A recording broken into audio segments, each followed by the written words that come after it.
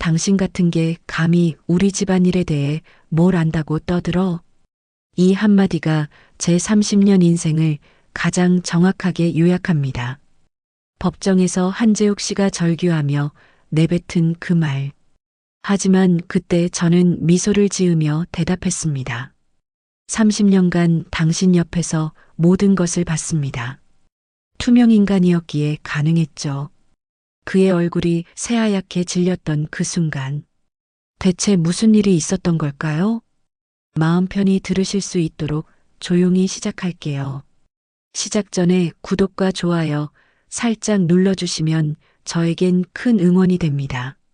저는 김정숙 68세입니다. 30년 전 저는 한승그룹 회장님 댁에 가정부로 들어왔습니다. 작은 몸집에 말수 적고 글도 제대로 못 읽는 시골 아줌마. 사람들은 저를 그렇게 봤습니다. 새벽 5시 30분.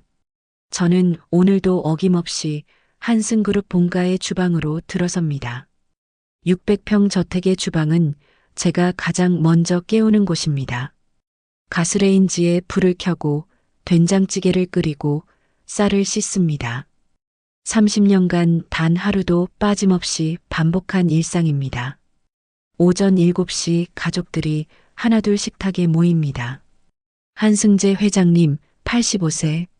한때 이 나라 경제를 쥐락펴락했던 분이지만 이제는 파킨슨병으로 손이 떨리고 기력이 많이 쇠하셨습니다. 한재욱 씨 45세. 회장님의 외아들이자 한승그룹 부회장. 잘생긴 외모에 명품 정장을 걸치고 언제나 완벽한 미소를 짓는 분입니다. 이민아 씨 35세. 재욱 씨의 아내이자 이 집의 안주인. 우아하고 세련됐지만 가끔 불안한 눈빛을 감추지 못합니다. 저는 조용히 식탁에 아침상을 차려놓습니다. 아버지, 오늘 이사회에서 중요한 안건이 있습니다. 신규 사업 투자건인데 제가 정권을 맡아 처리하면 어떨까요? 회장 내가 알아서 해라. 요즘 몸이 영 말을 안 들어서 말이야. 아버님 식사하세요. 정숙 씨가 아버님 좋아하시는 된장찌개 끓였어요. 저는 고개를 숙인 채 설거지를 하러 주방으로 돌아갑니다. 그들은 제가 그곳에 있는지조차 인식하지 못합니다. 투명인간. 30년간 저는 그렇게 살아왔습니다. 사람들은 투명인간의 가장 큰 장점을 모릅니다. 그것은 바로 모든 것을 보고 들을 수 있다는 것입니다. 오후 2시.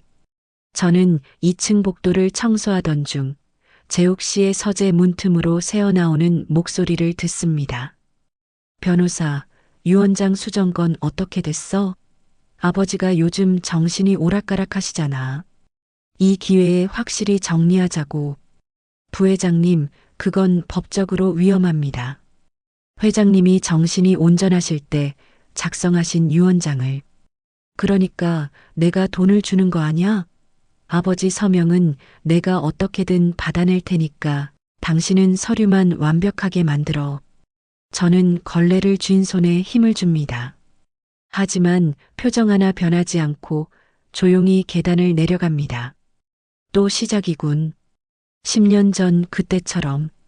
10년 전 이 집에는 또 다른 아들이 있었습니다. 회상. 한재민 씨, 재욱 씨의 이복 동생이자 회장님의 둘째 아들. 재욱 씨와 달리 온화하고 착한 분이었습니다. 항상 저에게 정숙 씨 고생 많으세요라며 웃어주셨죠. 하지만 10년 전 어느 비 오는 날 재민 씨는 교통사고로 세상을 떠났습니다. 경찰은 빗길 미끄럼 사고로 결론 내렸지만 저는 알고 있습니다. 사고 전날 밤 재욱 씨가 전화로 누군가에게 말하던 그 내용을. 내일 재민이 차 브레이크 확실하게 처리했어? 실수하면 넌 끝이야. 그날 저는 복도 구석에서 걸레질을 하고 있었습니다. 재욱 씨는 제가 거기 있는지조차 몰랐죠. 투명 인간이었으니까요. 저녁 7시. 저는 제 방으로 돌아옵니다. 본관 저택 뒤편 지하 창고를 개조한 좁은 방. 3평 남짓한 이 공간이 30년간 제 유일한 안식처였습니다. 낡은 침대 하나, 작은 옷장 하나, 그리고 책상 서랍 깊숙이 숨겨둔 12권의 노트. 저는 서랍을 열고 가장 오래된 노트 한 권을 꺼냅니다. 1995년 3월 15일 일기장 마이너스 한 권. 표지에 적힌 날짜는 제가 이 집에 들어온 첫날입니다. 펼쳐보니 빼곡한 글씨로 가득합니다. 1995년 3월 15일. 한승재 회장댁 가정부로 첫 출근. 회장님은 엄하지만 공정한 분. 부인은 이미 돌아가심. 아들 재욱 당시 15세은 명석하지만 눈빛이 차가움. 작은 아들 재민 당시 10세은 순수하고 착함. 4월 3일. 재욱 학교에서 폭력 사건. 회장님이 돈으로 덮음. 재욱이 웃으며 말함. 돈이면 다 해결돼. 1997년 8월 22일. 회장님 비서실 금고 비밀번호 우연히 목격. 0-8-2-2. 회장님 생일. 30년간 저는 이렇게 기록했습니다. 모든 대화, 모든 사건, 모든 비밀을. 사람들은 제가 글을 못 읽는 줄 알았지만 저는 명문대 국문과를 2년 다녔습니다. 가난 때문에 중퇴했지만 글 쓰는 능력만큼은 누구에게도 뒤지지 않았습니다. 정숙 혼잣말 투명인간의 가장 큰 무기는 기록이야. 기억은 흐려지지만 기록은 영원하니까. 그런데 최근 들어 회장님의 상태가 급격히 나빠지고 있습니다. 2주 전부터 손떨림이 심해지고 식사도 거의 못하십니다. 병원에서는 파킨슨병의 자연스러운 진행이라고 했지만 저는 의심스러웠습니다. 저는 매일 아침 회장님께 드리는 약을 유심히 관찰합니다. 파킨슨병 약 3알, 혈압약 2알, 영양제 1알. 그런데 며칠 전부터 재욱 씨가 직접 특별 영양제라며 추가로 한 알을 더 챙겨드립니다. 아버지, 이거 미국에서 공수한 신약이에요. 기력 회복에 좋대요. 회장님은 의심 없이 드시지만 저는 알아챘습니다.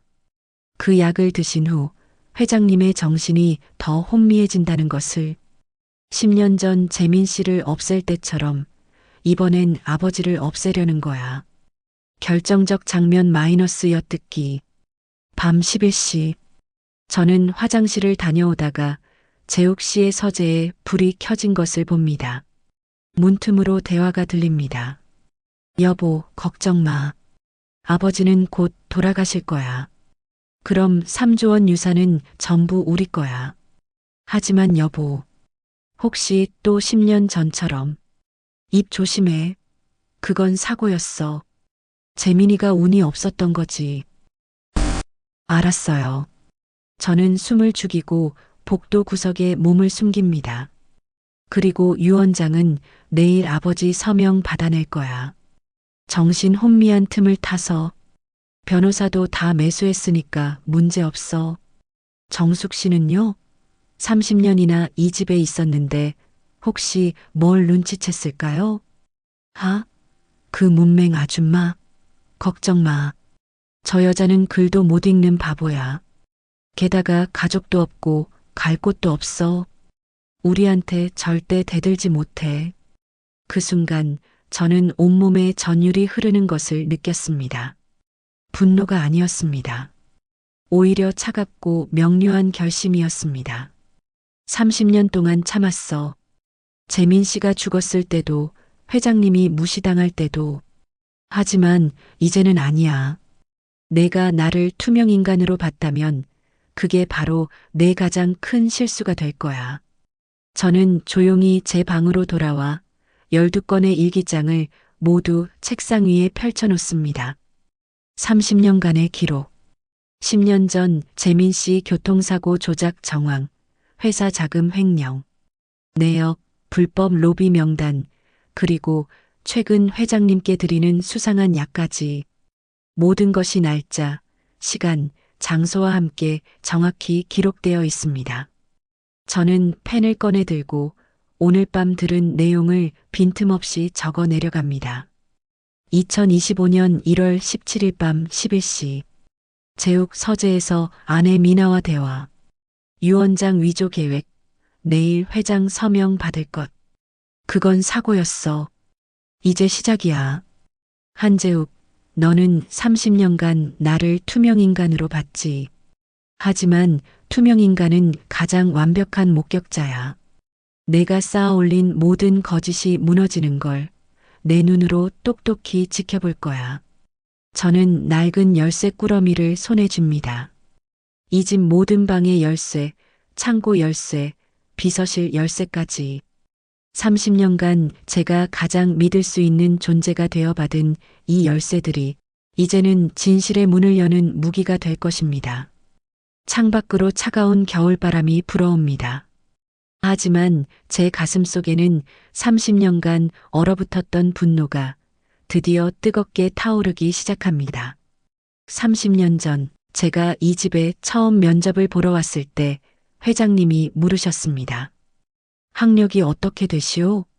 저는 고개를 숙이고 작은 목소리로 대답했습니다.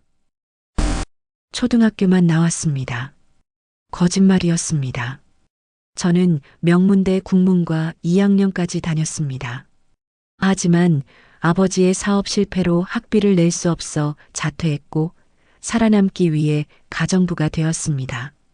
처음엔 부끄러웠습니다.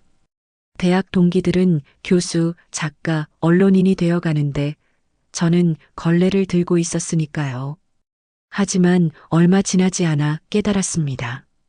가정부가 아니라 투명인간이 되면 세상의 가장 추악한 진실을 가장 가까이서 볼 수 있다는 것을. 그래서 저는 30년간 연기했습니다. 글을 못 읽는 척, 세상 물정 모르는 척, 아무것도 모르는 순진한 시골 아줌마인 척. 새벽 6시 저는 평소처럼 주방에서 아침 준비를 합니다. 하지만 오늘은 달랐습니다.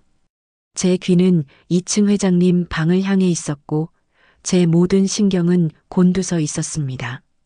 오전 9시 재욱 씨가 변호사 2명을 데리고 회장님 방으로 들어갑니다. 저는 복도 청소를 하는 척하며 회장님 방 근처를 맴돕니다. 문틈으로 대화가 새어나옵니다. 아버지, 오늘 유 원장 최종 정리하셔야 해요. 건강이 악화되시기 전에. 유 원장, 내가 이미 작성한 거 아니었나? 아버지, 기억력이 좀 흐려지셨나 봐요. 이게 새 버전입니다. 제가 회사를 더 효율적으로 경영할 수 있도록 지분 조정한 거예요. 그래, 내가 알아서 하거라. 서류 넘기는 소리, 펜 긁는 소리, 그리고 재욱 씨의 만족스러운 한숨 소리. 감사합니다, 아버지. 이제 편히 쉬세요. 변호사들이 나오고 재욱 씨가 복도에 섰을 때 저는 걸레를 들고 바닥을 닦고 있었습니다. 재욱 씨는 제 앞을 지나가며 코웃음을 칩니다. 정숙 씨, 오늘 청소 열심히 하네요. 정숙은 고개 숙이며 예, 도련님. 그는 제가 무슨 일이 벌어졌는지 전혀 모른다고 확신하며 유유히 계단을 내려갑니다. 하지만 저는 알고 있습니다. 방금 전 회장님이 서명하신 그 유 원장이 원래 유 원장과 전혀 다른 내용이라는 것을. 원래 유 원장은 재민 씨에게 지분 40%, 재욱 씨에게 40%, 사회 환원 20%였지. 하지만 재민 씨가 죽고 나서 회장님은 재욱 씨에게 60%, 사회 환원 40%로 수정하셨어.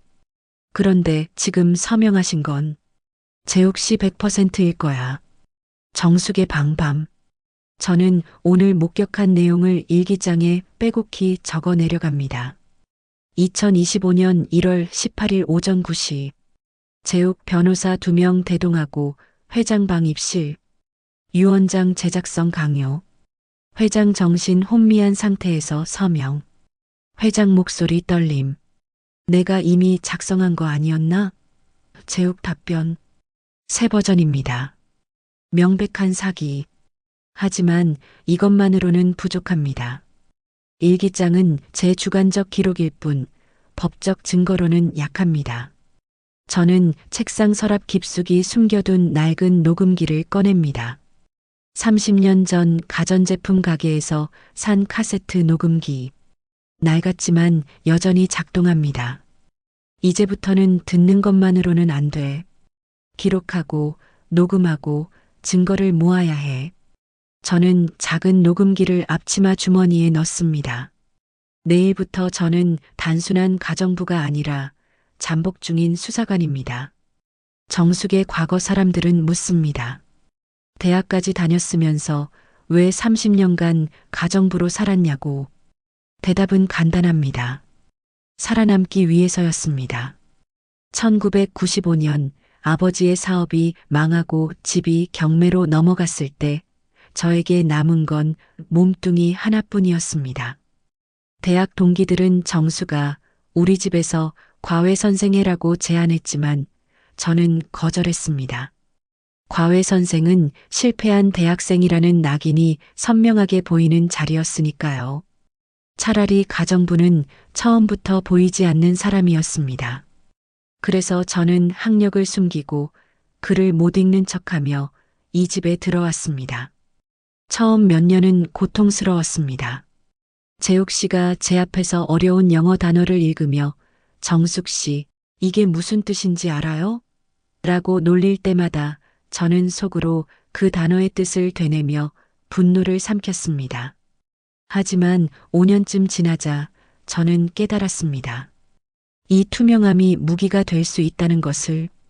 재민 씨가 죽던 날 경찰이 와서 조사할 때도 저에게는 아무도 묻지 않았습니다. 가정부는 아무것도 모를 거야. 하지만 저는 모든 것을 알고 있었습니다. 재욱 씨가 동생을 죽인 진짜 이유를. 장면 전환 오후 3시 거실. 미나 씨가 소파에 앉아 명품 잡지를 넘기고 있습니다. 저는 거실 청소를 하며 그녀 근처를 지나갑니다. 미나가 잡지를 보며 정숙 씨, 이거 봐요. 이 가방 예쁘지 않아요? 정숙은 고개 숙이며 예, 마님. 예쁩니다. 미나가 웃으며 당신은 이런 거 모르죠? 글도 잘 못 읽으시니까. 정숙이 대답합니다. 죄송합니다. 미나 씨는 만족스럽게 웃으며 잡지를 덮습니다. 정숙 씨, 솔직히 궁금해요. 30년 동안 여기서 일하면서 뭐가 좋았어요? 돈도 많이 못 받으실 텐데. 정숙이 조용히 대답합니다. 갈 곳이 없었습니다. 여기가 제 집입니다. 미나는 동정하는 듯 불쌍해라. 가족도 없고 친구도 없고 이 집에 의지해서 사는 거네요. 그녀는 제 어깨를 가볍게 두드리며 자리에서 일어납니다. 앞으로도 잘 부탁해요. 우리 집안 좀 잘 돌봐주세요. 저는 고개를 숙입니다. 하지만 속으로는 차갑게 웃고 있습니다.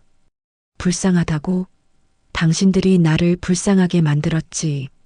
하지만 곧 알게 될 거야. 내가 진짜 누구인지. 밤 11시 정숙의 방. 저는 책상 위에 12건의 일기장과 함께 한 장의 종이를 펼쳐놓습니다. 한승그룹 본가 평면도.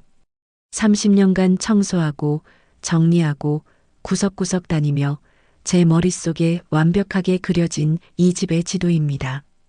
저는 빨간 펜으로 세 곳에 동그라미를 칩니다. 1. 회장 서재 마이너스 개인 금고 위치. 2. 재욱 비서실 마이너스 회사 기밀 문서 보관함. 3. 지하 서고 마이너스 과거 문서 보관 장소. 내 일기장만으로는 안 돼. 물증이 필요해. 재욱이가 조작한 유언장 원본, 10년 전 재민 씨 사고 관련 문서, 회사 자금 횡령 증거. 저는 허리춤에 차고 다니는 열쇠 꾸러미를 꺼냅니다. 30년간 쌓아온 신뢰로 받은 이 열쇠들. 회장 서재 열쇠, 비서실 열쇠, 지하 서고 열쇠.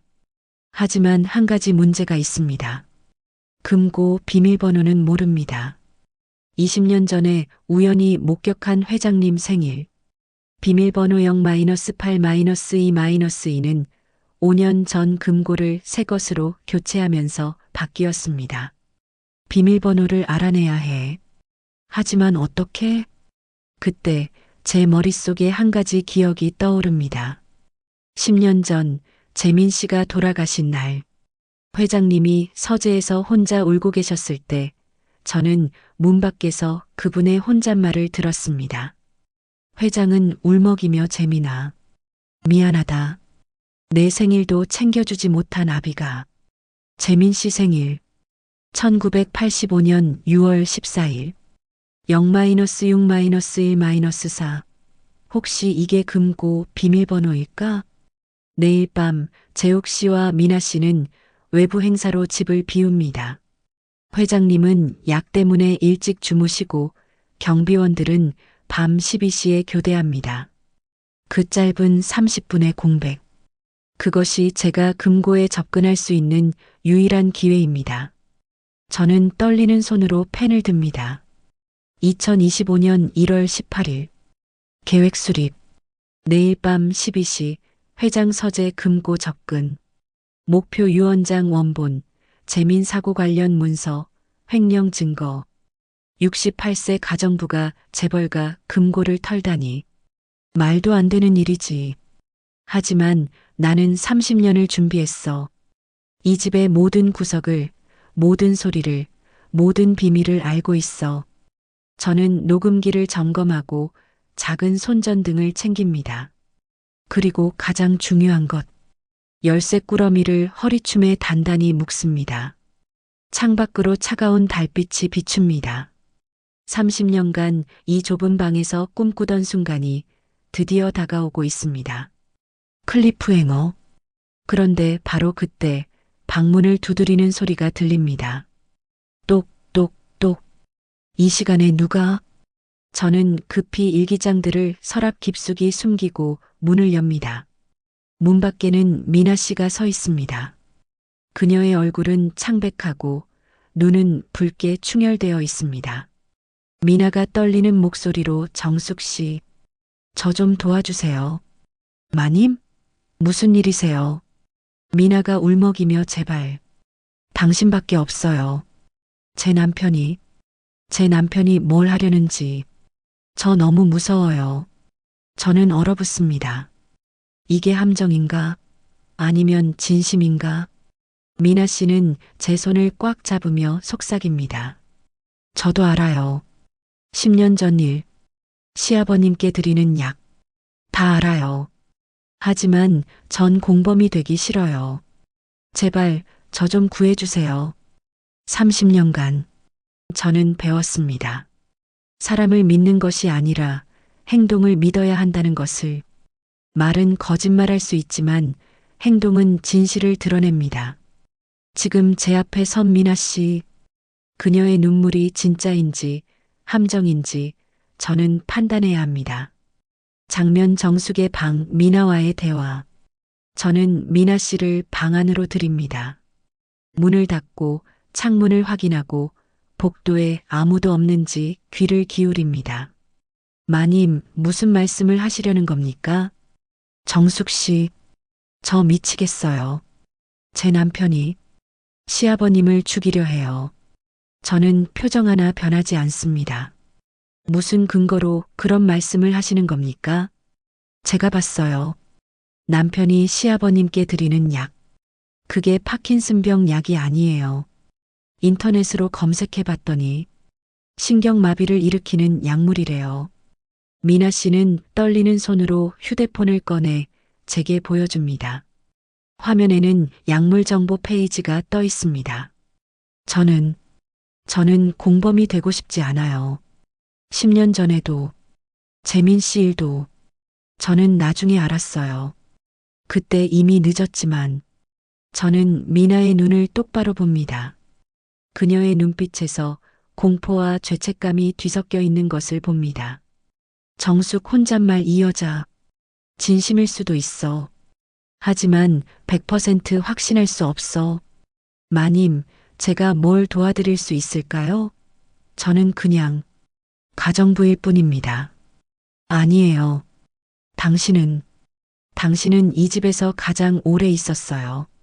당신이라면 뭔가 알고 있을 거예요. 제발 저 좀 도와주세요. 경찰에 신고하고 싶은데 증거가 없어요. 증거. 그 단어가 제 귓가를 때립니다. 미나는 저에게 증거를 모아달라고 부탁하고 있는 겁니다. 하지만 저는 이미 30년치 증거를 가지고 있습니다. 이 여자를 믿어야 할까? 아니면 혼자 가야 할까? 저는 결정을 내립니다.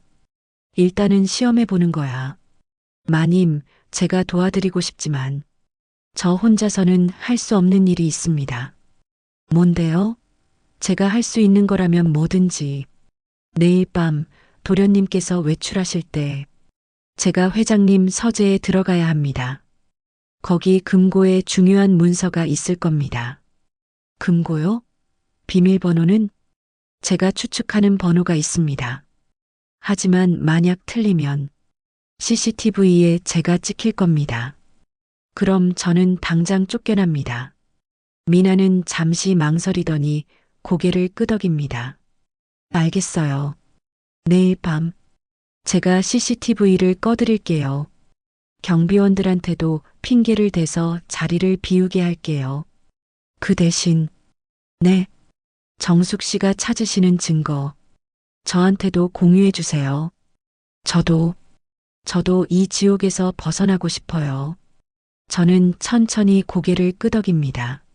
알겠습니다, 마님. 다음 날 저녁 7시, 재욱 씨와 미나 씨는 회사 행사 참석차 외출했습니다. 회장님은 약 드시고 일찍 주무셨고, 저는 제 방에서 시계를 보며 시간을 기다립니다. 밤 11시 50분, 경비원 교대 시간 10분 전, 저는 검은색 작업복을 입고 허리춤에 열쇠 꾸러미를 묶습니다. 주머니에는 작은 손전등, 녹음기, 그리고 얇은 고무장갑. 68년 인생에서 가장 위험한 30분이 시작된다. 저는 방문을 열고 복도로 나섭니다. 고요합니다. 제 심장 소리만 크게 들립니다. 저는 계단을 조심스럽게 올라갑니다. 30년간 수천 번 오르내린 계단이지만 오늘은 삐걱거리는 소리 하나하나가 천둥처럼 들립니다. 2층 복도. 회장님 방에서 희미한 불빛이 새어나옵니다. 숨소리가 들립니다. 깊이 주무시고 계십니다. 저는 서재 앞에 섭니다. 문손잡이에 손을 대는 순간 제 휴대폰에 문자가 옵니다. CCTV 껐어요. 경비원들도 현관 쪽으로 보냈어요. 30분 있어요. 조심하세요. 저는 숨을 깊이 들이마십니다. 열쇠를 꺼내 문을 엽니다. 찰칵. 문이 열립니다. 서재는 어둡고 조용합니다. 저는 손전등을 켜고 방 안을 살핍니다. 책장, 책상, 소파, 그리고 벽 한쪽에 걸린 큰 그림. 그 그림 뒤에 금고가 있습니다. 저는 그림을 조심스럽게 옆으로 밀어냅니다. 금고가 드러납니다. 디지털 비밀번호 금고. 6자리. 저는 떨리는 손가락을 들어 올립니다. 0-6-1-4. 재민 씨 생일. 하지만 6자리입니다. 저는 생각합니다. 회장님이라면 어떤 숫자를 추가하셨을까? 그리고 떠오릅니다. 재민 씨가 돌아가신 해 2015년 0-6-1-4-1-5 저는 천천히 숫자를 누릅니다. 띠링. 비밀번호가 틀렸습니다. 젠장. 틀렸어. 제 이마에 식은땀이 흐릅니다. 금고는 3번 틀리면 경보가 울립니다. 남은 기회는 2번. 저는 다시 생각합니다. 회장님이 가장 사랑하셨던 것. 재민 씨. 그리고 첫사랑. 제 어머니 생일. 1955년 9월 23일. 아니다. 6자리로 줄이면 0-9-2-3-5. 저는 다시 누릅니다. 띠링. 비밀번호가 틀렸습니다. 아니야. 이것도 아니야. 마지막 기회. 저는 손을 멈추고 심호흡을 합니다. 회장님이 30년 전 저를 처음 채용하신 날 하셨던 말씀이 떠오릅니다. 사람은 자신이 가장 후회하는 날을 절대 잊지 못하오. 가장 후회하는 날. 재민 씨가 돌아가신 날. 2015년 3월 8일. 1-5-0-0-3-0-8. 저는 마지막으로 숫자를 누릅니다. 띠리링. 찰칵. 금고가 열립니다. 됐어. 결정적 증거 확보. 금고 안에는 두꺼운 서류 봉투들이 가득합니다. 저는 손전등을 비추며 하나씩 확인합니다. 첫 번째 봉투 유언장 원본 2015년 작성. 열어보니 회장님의 육필 서명이 또렷합니다. 재욱 40%, 사회환원 60%. 어제 재욱 씨가 강요해서 서명받은 유언장과는 전혀 다릅니다. 두 번째 봉투 재민 교통사고 관련 사설조사 보고서. 열어보니 충격적인 문장이 눈에 들어옵니다. 차량 브레이크 라인 절단 흔적 발견. 인위적 조작 가능성 90%. 회장님은 이미 알고 계셨던 겁니다. 재욱 씨가 동생을 죽였다는 것을. 하지만 증거 불충분으로 경찰 조사는 종결됐고 회장님은 이 보고서를 금고에 숨겨두셨던 겁니다. 세 번째 봉투 한승그룹 비자금 조성 내역. 재욱 씨가 10년간 회사 자금을 빼돌린 기록. 총액 500억 원. 이것들이면 충분해. 저는 휴대폰을 꺼내 모든 서류를 사진으로 찍기 시작합니다. 찰칵, 찰칵, 찰칵. 30장, 40장, 50장. 모든 페이지를 빠짐없이 기록합니다. 그때 1층에서 현관문 열리는 소리가 들립니다. 저는 얼어붙습니다. 아, 진짜. 행사 취소되면 미리 말하지. 여보, 그냥 호텔 가요. 집에 왜 와요? 내 서재에 두고 온 서류 있어. 내일 미팅 때 필요한 거야. 발소리가 계단을 올라옵니다. 안 돼. 서재로 온다. 저는 급히 서류를 금고에 넣고 문을 닫습니다. 하지만 그림을 제자리에 걸 시간이 없습니다.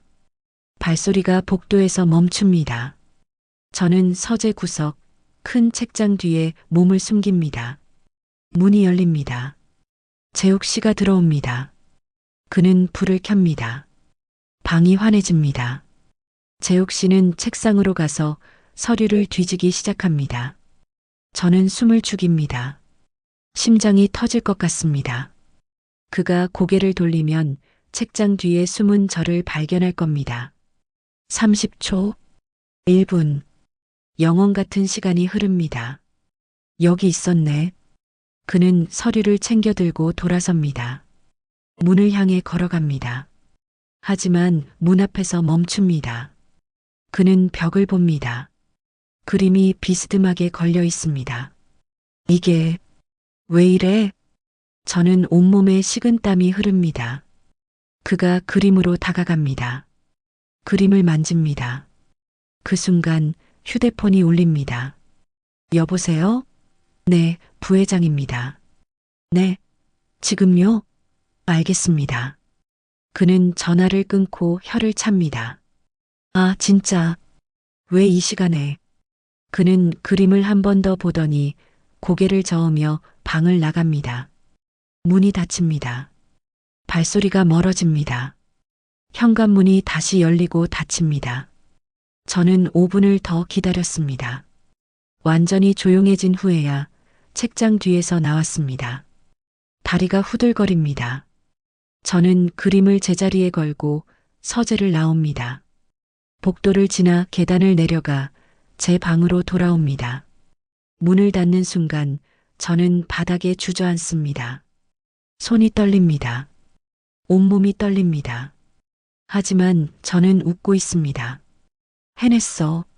나 해냈어. 저는 휴대폰을 꺼내 확인합니다. 사진 87장. 모든 증거가 제 손 안에 있습니다. 저는 휴대폰을 노트북에 연결해 사진을 백업합니다. 그리고 인쇄를 시작합니다. 낡은 프린터가 천천히 문서를 뱉어냅니다. 유언장 원본, 재민 사고 보고서, 횡령 내역. 모든 증거가 제 손에 쌓여갑니다. 이제 시작이야. 하지만 이것만으로는 부족해. 재욱이가 아버지께 무슨 약을 먹이는지 그 현장을 잡아야 해. 바로 그때 휴대폰에 문자가 옵니다.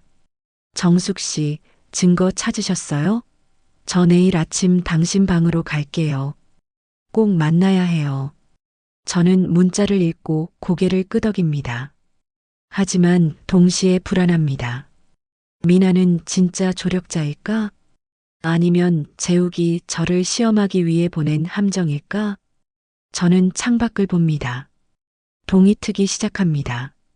긴 밤이 끝나고 더 위험한 낮이 다가옵니다.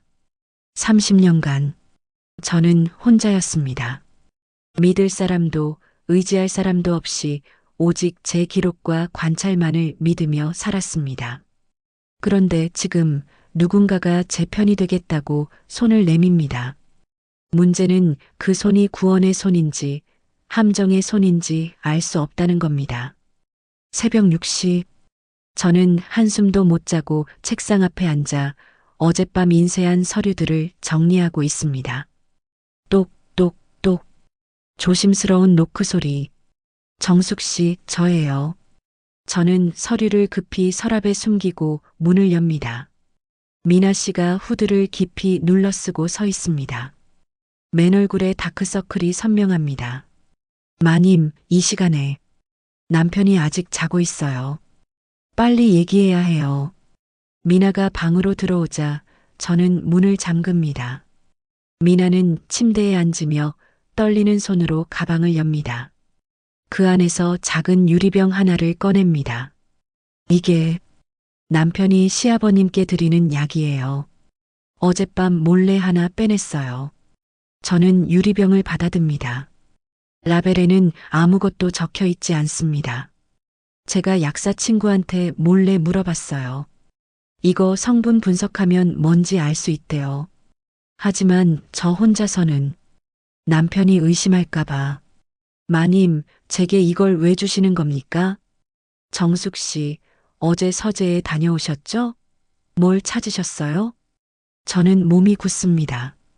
미나는 제 표정을 읽으며 고개를 끄덕입니다. CCTV는 제가 껐지만 경비실 출입 기록은 남아요.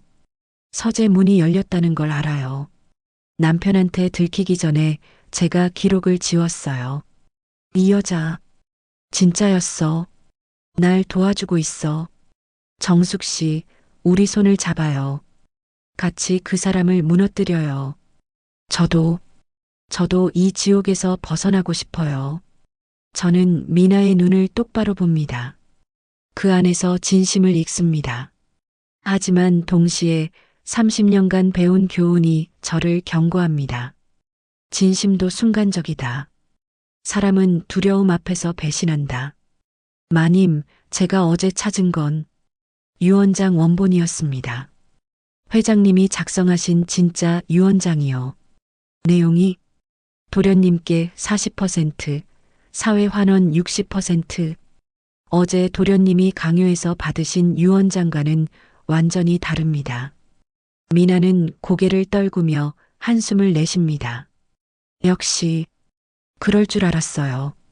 그 사람은 아버님의 전 재산을 혼자 차지하려고 해요. 그리고 저까지도. 마님까지요? 남편이 말했어요. 아버지 돌아가시면 너랑도 이혼할 거야. 위자료는 적당히 줄 테니까 조용히 나가라고. 저는 이용당한 거예요.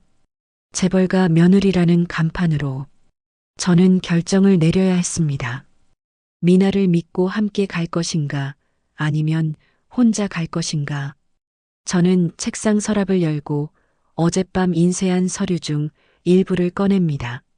마님, 이것 좀 보세요. 미나는 서류를 받아 읽기 시작합니다.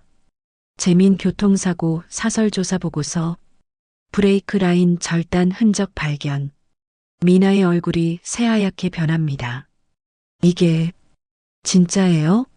남편이 시동생을 죽인 거예요? 회장님은 이미 알고 계셨습니다. 하지만 증거 불충분으로 경찰 수사는 종결됐고 진실은 금고 속에 묻혔죠. 미나는 서류를 내려놓고 두 손으로 얼굴을 감쌉니다. 저는 살인자와 10년을 산 거예요. 마님, 아직 늦지 않았습니다. 우리에게 증거가 있어요. 하지만 이 증거들만으로는 부족합니다. 우리는 도련님이 현재 범죄를 저지르고 있다는 결정적 증거가 필요합니다.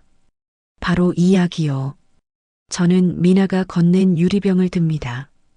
이 약의 성분을 분석하고 도련님이 회장님께 직접 이걸 먹이는 장면을 녹음 또는 녹화해야 합니다. 하지만 어떻게요? 남편은 항상 혼자서 아버님께 약을 드리는데 제가 방법을 찾겠습니다. 대신 마님께서는 저는 미나의 손을 잡습니다. 절대로 도련님 앞에서 티를 내시면 안 됩니다. 평소처럼 행동하세요. 우리가 준비하는 동안 미나는 고개를 끄덕입니다. 알겠어요. 저 연기 잘할 수 있어요. 10년간 사랑하는 척 했으니까. 하지만 우리는 몰랐습니다. 재욱 씨가 이미 의심하기 시작했다는 것을. 오후 2시, 재욱 씨는 서재에 앉아 CCTV 기록을 확인합니다. 어젯밤, 내가 서재에 들어갔을 때 그림이 비스듬했어. 누가 금고를 열려고 했다는 거야. 그는 마우스를 클릭하며 어젯밤 기록을 되감습니다. 하지만 영상은 11시 50분부터 12시 30분까지 꺼져 있습니다. CCTV가 꺼졌어? 누가? 그는 경비실에 전화를 겁니다. 어젯밤 CCTV 왜 꺼졌어? 죄송합니다, 부회장님. 사모님께서 시스템 점검 때문에 잠깐 꺼야 한다고 하셔서. 미나가? 재욱은 전화를 끊고 미간을 찌푸립니다. 미나가 CCTV를 껐다고? 왜? 그는 집 안 곳곳에 설치된 CCTV를 다시 확인합니다. 새벽 6시 10분, 복도 CCTV에 미나가 정숙의 방으로 들어가는 모습이 찍혀 있습니다. 재욱의 얼굴이 굳습니다. 미나, 너 뭐 하는 거야? 그날 저녁 식사 시간. 평소와 다름없이 식탁이 차려지고 가족들이 모입니다. 하지만 공기가 다릅니다. 재욱 씨가 식사를 하다 말고 미나를 봅니다. 여보, 요즘 피곤해 보이네. 잠을 못 자? 그냥 좀 피곤해서요. 괜찮아요. 그래. 그럼 오늘 일찍 자. 아, 맞다. 오늘 새벽에 어디 갔다 왔어? 미나의 손이 미세하게 떨립니다. 새벽이요? 응. CCTV에 찍혔더라고. 새벽 6시쯤 복도를. 아, 화장실 갔다가 목말라서 주방에 물 마시러 갔었어요. 재욱은 웃습니다. 하지만 그 웃음은 차갑습니다. 그래. 근데 이상하네. CCTV에는 정숙 씨 방 쪽으로 가는 것처럼 보였는데 식탁이 고요해집니다. 저는 설거지를 하는 척하며 긴장합니다. 당신 지금 나 의심하는 거예요? 내가 가정부랑 무슨 대화를 나눠요? 그러게. 무슨 대화를 나눴을까? 긴장감이 팽팽해집니다. 그때 회장님이 기침을 하십니다. 그만. 싸워라. 내가 얼마 못 사는데. 가족끼리. 재욱은 아버지를 보며 미소를 짓습니다. 죄송합니다, 아버지. 그냥 농담이었어요. 하지만 그의 눈빛은 웃고 있지 않습니다. 밤 10시. 미나가 다시 제 방에 옵니다. 이번에는 훨씬 더 조심스럽게 복도를 살피며 들어옵니다. 정숙 씨 들켰어요. 남편이 의심하고 있어요. 알고 있습니다. 저녁 때 분위기를 느꼈어요. 이제 어떡해요? 우리 계획이 들키면. 마님, 침착하세요. 도련님은 아직 확신하지 못해요. 의심만 하고 있을 뿐이죠. 하지만 시간이 없어요. 남편이 본격적으로 조사하면 저는 미나의 어깨를 잡습니다. 그래서 우리는 서둘러야 합니다. 내일 회장님께 약 드리는 시간, 제가 회장님 방에 있겠습니다. 청소하는 척 하면서요. 녹음할 거예요? 네. 그리고 가능하면 영상도. 저는 오래된 휴대폰을 꺼냅니다. 이 휴대폰을 회장님 방 책장 사이에 숨겨두겠습니다. 녹화 기능을 켜놓고요. 하지만 남편이 정숙 씨가 방에 있는 걸 보면 그래서 마님이 도와주셔야 해요. 내일 아침 9시 도련님을 거실로 불러주세요. 제가 그 사이 방에 숨겠습니다. 미나는 잠시 망설이다 고개를 끄덕입니다. 미나 알겠어요. 해볼게요. 재욱의 역공. 미나가 떠난 후 저는 혼자 남습니다. 창밖을 보며 내일을 준비합니다. 하지만 불길한 예감이 듭니다. 재욱이는 똑똑해. 우리가 무언가 계획하고 있다는 걸 이미 눈치챘어. 내일이 승부처야. 바로 그때 복도에서 발소리가 들립니다. 제 방문 앞에서 멈춥니다. 문손잡이가 천천히 돌아갑니다. 저는 얼어붙습니다. 문이 열립니다. 재욱 씨가 서 있습니다. 그의 얼굴은 그림자에 가려져 있지만 눈빛만은 날카롭게 빛납니다. 정숙 씨, 아직 안 주무셨네요? 도련님, 무슨 일이십니까? 그냥 궁금해서요. 30년 동안 우리 집에서 일하셨는데 혹시 뭐 불편한 거 없으세요? 그는 방 안을 천천히 둘러봅니다. 책상, 침대, 옷장. 그의 시선이 책상 서랍에 머뭅니다. 정숙 씨, 요즘 제 아내랑 자주 대화하시나요? 아닙니다. 그냥 일상적인. 그래요? 뭐, 가정부랑 안주인이 친해지는 건 나쁜 일은 아니죠. 그는 한 걸음 더 다가옵니다. 하지만 정숙 씨 명심하세요. 이 집에서 가장 오래 일하셨지만 그건 그냥 가정부로 오래 일했다는 것 뿐이에요. 이해하시죠? 저는 고개를 숙입니다. 네, 도련님. 재욱은 만족스럽게 웃으며 방을 나갑니다. 하지만 문을 닫기 전 마지막으로 경고합니다. 참, 앞으로는 제 아내랑 새벽에 수상한 만남 같은 거 없었으면 좋겠어요. 오해받을 수 있으니까. 문이 닫힙니다. 저는 식은땀을 흘리며 그 자리에 서 있습니다. 들켰어. 완전히 들킨 건 아니지만 의심받고 있어. 내일이 마지막 기회야. 실패하면 모든 게 끝나. 30년 인생에서 가장 긴 밤이었습니다. 내일 아침이 오면 저는 30년간 준비한 모든 것을 걸어야 합니다. 성공하면 정의를 구현하는 것이고 실패하면 거리로 쫓겨나는 것입니다. 하지만 저는 예상하지 못했습니다. 그날 아침 모든 것이 완전히 뒤바뀔 거라는 것을. 새벽 5시 30분. 저는 평소처럼 주방에서 아침 준비를 시작합니다. 하지만 오늘은 달랐습니다. 앞치마 안주머니에는 작은 녹음기가 들어있고 허리춤에는 얇은 휴대폰이 테이프로 고정되어 있습니다. 손이 떨립니다. 침착해. 30년을 준비했어. 오늘이 그날이야. 오전 8시 30분. 미나 씨가 거실로 내려옵니다. 그녀는 제게 눈빛으로 신호를 보냅니다. 준비됐어요? 저는 미세하게 고개를 끄덕입니다. 오전 8시 50분. 미나가 재욱을 부릅니다. 여보, 잠깐만 내려와 줄래요? 당신 의견을 물어볼 게 있어서. 뭔데? 지금 아버지 약 드릴 시간인데. 5분만이면 돼요. 중요한 거예요. 재욱이 계단을 내려옵니다. 그 순간 저는 주방에서 나와 조용히 2층으로 올라갑니다. 복도는 고요합니다. 회장님 방문 앞에 섭니다. 지금이야. 문을 열고 들어갑니다. 회장님은 침대에 누워 계십니다.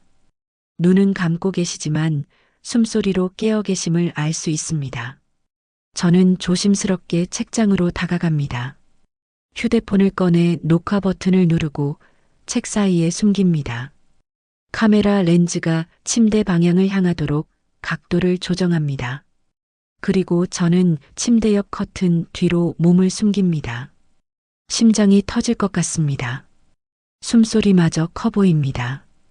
그때 복도에서 발소리가 들립니다. 재욱이 올라오고 있습니다. 왔어. 문이 열립니다.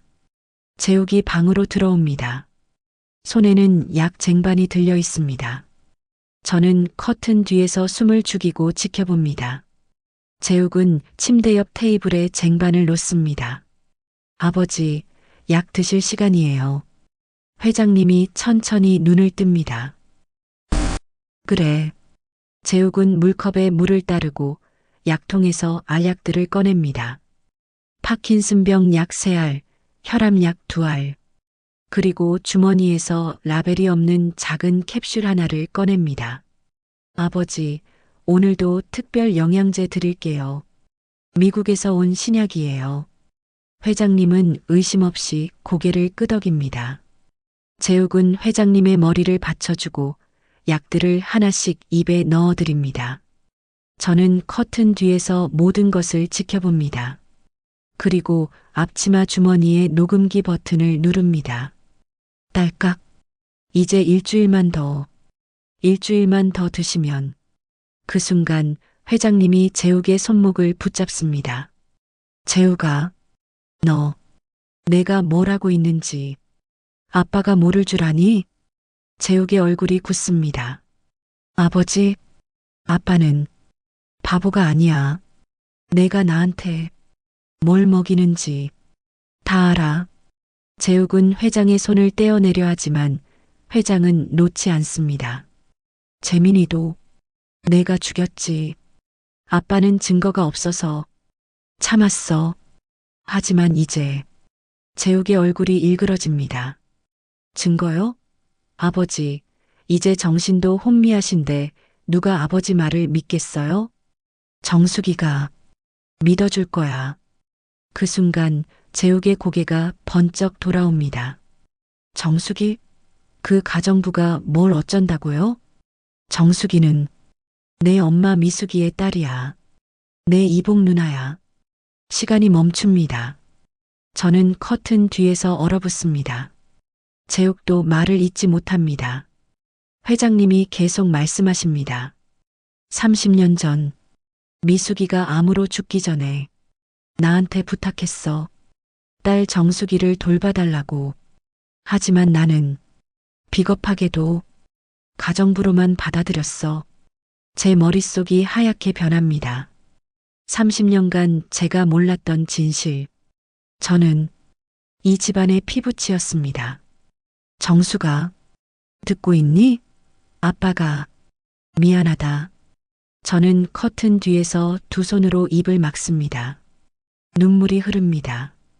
재욱은 충격에 빠진 얼굴로 뒤를 돌아봅니다. 누가 숨어 있어? 나와. 저는 더 이상 숨을 수 없습니다. 커튼을 열고 나옵니다.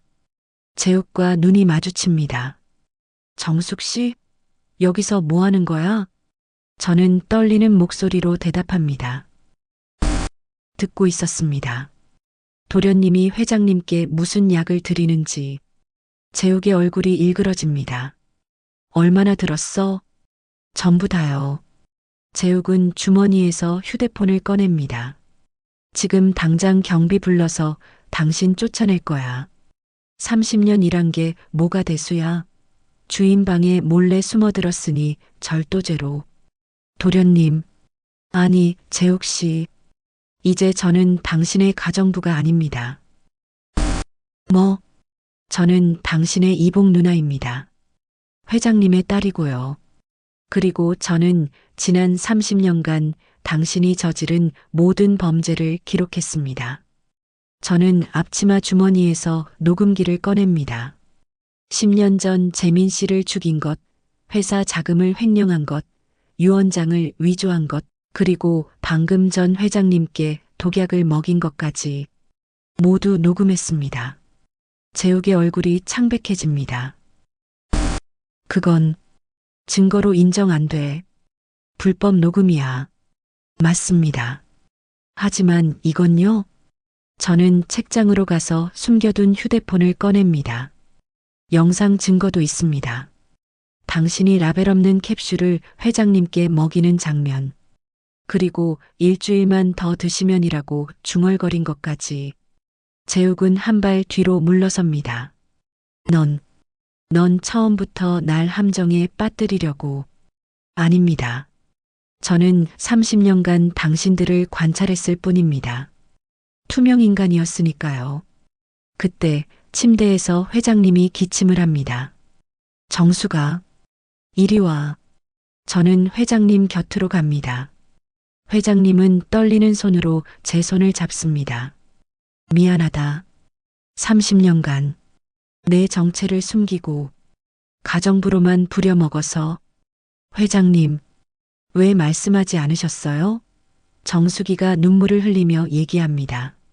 겁이 났어. 재욱이가 너까지 해칠까봐. 그래서 내가 투명 인간으로 사는 게 더 안전하다고 생각했어. 회장님은 침대 옆 서랍을 엽니다.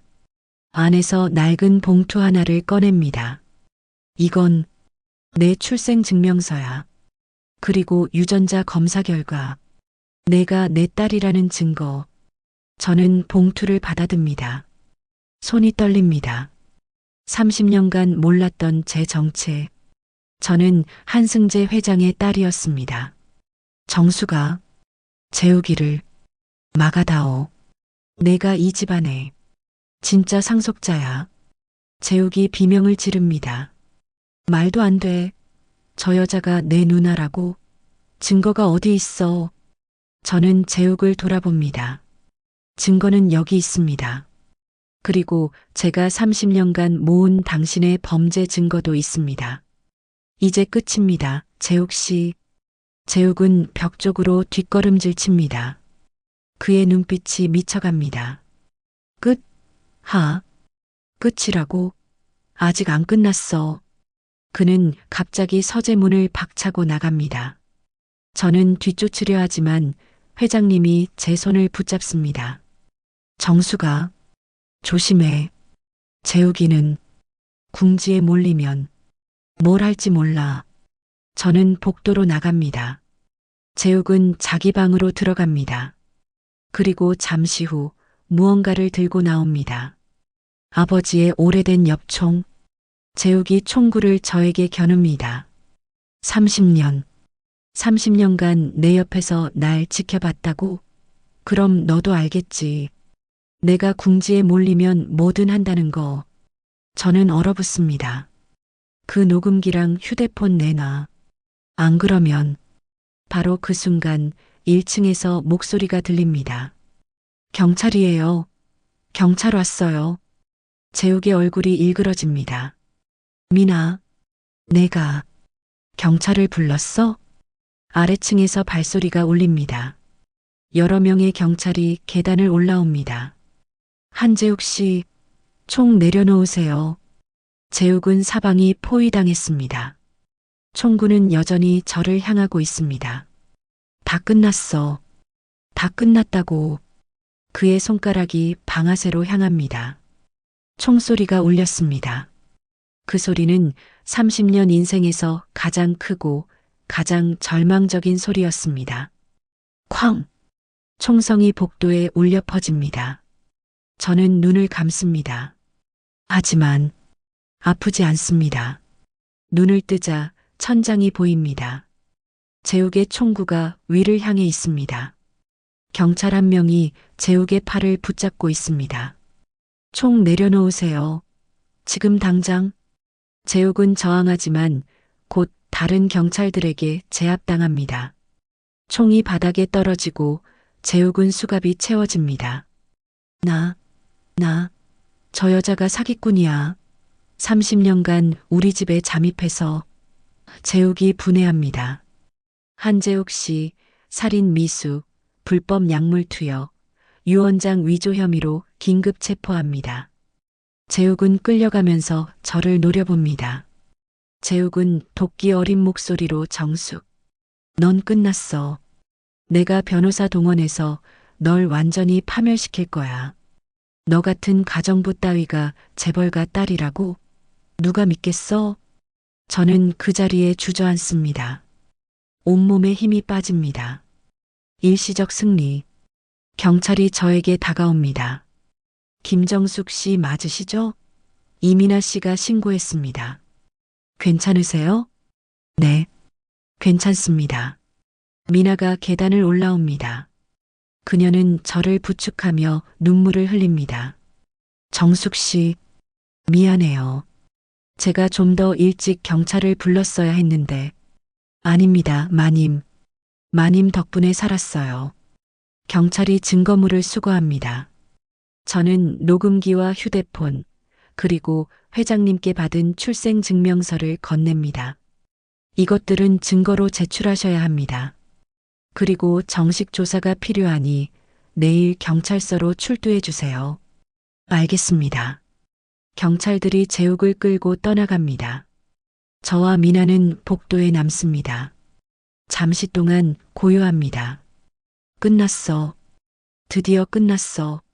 하지만 진짜 위기는 지금부터. 그런데 이상합니다. 미나의 표정이 점점 굳어집니다. 정숙 씨, 그 출생증명서 진짜예요? 네. 회장님이 직접 주셨어요. 그럼 정숙 씨가 회장님의 진짜 딸이면 상속은 어떻게 되는 거예요? 저는 미나를 봅니다. 그녀의 눈빛이 변했습니다. 법적으로는 제가 상속 1순위가 될 겁니다. 미나는 한 발 뒤로 물러섭니다. 그럼 제 남편이 감옥에 가고 정숙 씨가 모든 유산을 받는다는 거예요? 미나가 떨린 목소리로 얘기합니다. 마님, 저는요? 10년간 이 집에서 며느리로 살았는데 저는 아무것도 못 받는 거예요? 저는 미나의 변한 태도에 충격을 받습니다. 마님, 저는 유산 때문에 이런 게 아니에요. 정의를 위해서. 정의? 웃기지 마세요. 결국 당신도 돈 때문이었잖아요. 30년간 가정부로 일하다가 갑자기 재벌가 딸이 됐으니 얼마나 좋아요? 저는 말문이 막힙니다. 미나는 계단을 내려가며 마지막으로 던집니다. 정숙 씨, 좋은 꿈 꾸셨어요. 하지만 법정에서 봐요. 저도 변호사 선임할 거예요. 당신이 진짜 회장님 딸인지 제대로 확인해 볼 거예요. 미나가 떠난 후 저는 회장님 방으로 돌아갑니다. 회장님은 침대에서 힘겹게 숨을 쉬고 계십니다. 회장님, 괜찮으세요? 정수가, 고맙다. 재우기를 막아줘서. 저는 회장님의 손을 잡습니다. 회장님, 제 출생증명서 정말 진짜예요? 회장님은 고개를 끄덕입니다. 그래, 너는 내 딸이야. 30년간 미안했다. 그때 회장님이 갑자기 심하게 기침을 하십니다. 컥, 컥, 피가 섞인 가래가 나옵니다. 회장님, 구급차 불러야 해요. 저는 급히 전화기를 잡습니다. 하지만 회장님이 제 손을 붙잡습니다. 안 돼. 이미 늦었어. 재욱이가 먹인 약이 너무 많았어. 안 돼요. 포기하시면 안 돼요. 정수가, 내 말 들어. 내 금고에 진짜 유언장이 있어. 알아요. 제가 이미 확인했어요. 아니야. 그건 가짜야. 진짜는 변호사 사무실에. 저는 충격을 받습니다. 가짜요? 그럼 제가 확보한 증거가? 회장님은 힘겹게 말씀을 이어갑니다. 재욱이가 3년 전에 내 금고를 한번 털었어. 그때 진짜 유언장을 바꿔치기 했어. 난 나중에 알았지만 다시 쓸 힘이 없었어. 최악의 소식? 저는 머리가 하얗게 변합니다. 그러면 제가 확보한 유언장도 재욱이 조작한 것이었단 말인가? 그럼 진짜 유언장은 어디 있어요? 변호사, 송민호, 그 사람한테 맡겼어. 하지만 회장님이 말을 멈춥니다. 하지만 뭐요? 송 변호사는 재욱이 사람이야. 아마 진짜 유언장도 이미 없을 거야. 저는 절망에 빠집니다. 그러면 제가 지금까지 모은 모든 증거가 쓸모없는 조작된 문서였단 말인가? 정수가 미안하다. 아빠가 너무 무능했어. 회장님의 손에서 힘이 빠집니다. 회장님, 정신 차리세요. 저는 다시 전화기를 잡습니다. 하지만 그때 밖에서 사이렌 소리가 들립니다. 구급차가 도착했습니다. 응급실, 의사가 나옵니다. 보호자분이세요? 환자분이 신경독소에 중독된 상태입니다. 누적된 투여량이 너무 많아서 솔직히 말씀드리면 오늘 밤을 넘기기 어렵습니다. 저는 그 자리에 주저앉습니다. 안 돼. 회장님은 살아야 해요. 증언해야 해요. 제가 진짜 딸이라고. 의사는 안타까운 표정으로 고개를 젓습니다. 최선을 다하겠습니다만 각오는 하셔야 할 것 같습니다. 복도에 혼자 남습니다. 미나는 보이지 않습니다. 경찰도 변호사도 아무도 없습니다. 저는 30년 만에 처음으로 완전히 혼자가 되었습니다. 모든 게 무너졌어. 유언장은 가짜였고 회장님은 위독하고 미나는 등을 돌렸어. 그때 복도 끝에서 익숙한 목소리가 들립니다. 변호사님, 정말 고마워요. 덕분에 바로 나왔네요. 저는 고개를 돌립니다. 재욱이 정장을 말끔히 차려입고 변호사와 함께 걸어오고 있습니다. 수갑도 없고 경찰도 없습니다. 어떻게? 석방이? 정숙은 놀랐습니다. 재욱은 저를 보며 비웃습니다. 정숙 씨, 놀랐어요? 내 변호사가 보석 신청했죠. 증거 불충분으로 긴급 체포가 취소됐어요. 말도 안 돼. 녹음도 있고 영상도 있는데. 재욱의 변호사가 나섭니다. 김정숙 씨, 불법 녹음과 불법 촬영으로 수집한 증거는 법정에서 인정되지 않습니다. 게다가 당신이 주인 방에 무단 침입한 것은 명백한 주거침입죄에 해당합니다. 재욱이 한 걸음 더 다가옵니다. 정숙 씨, 아니 한정숙 씨라고 불러야 하나? 당신이 내 누나라는 증거도 없어요. 출생증명서? 그건 우리 아버지가 정신이 혼미한 상태에서 조작한 거예요. 거짓말. 회장님은 정신이 멀쩡하셨어. 증명할 수 있어요? 의사 진단서는? 아버지가 의식이 명료한 상태였다는 증거는? 저는 말문이 막힙니다. 재욱은 승리자의 미소를 지으며 떠나갑니다. 정숙 씨, 30년간 수고 많으셨어요. 이제 집으로 돌아가세요. 아, 참. 당신 방은 이미 정리했으니까 짐은 현관에 있을 거예요. 복도에 혼자 남습니다.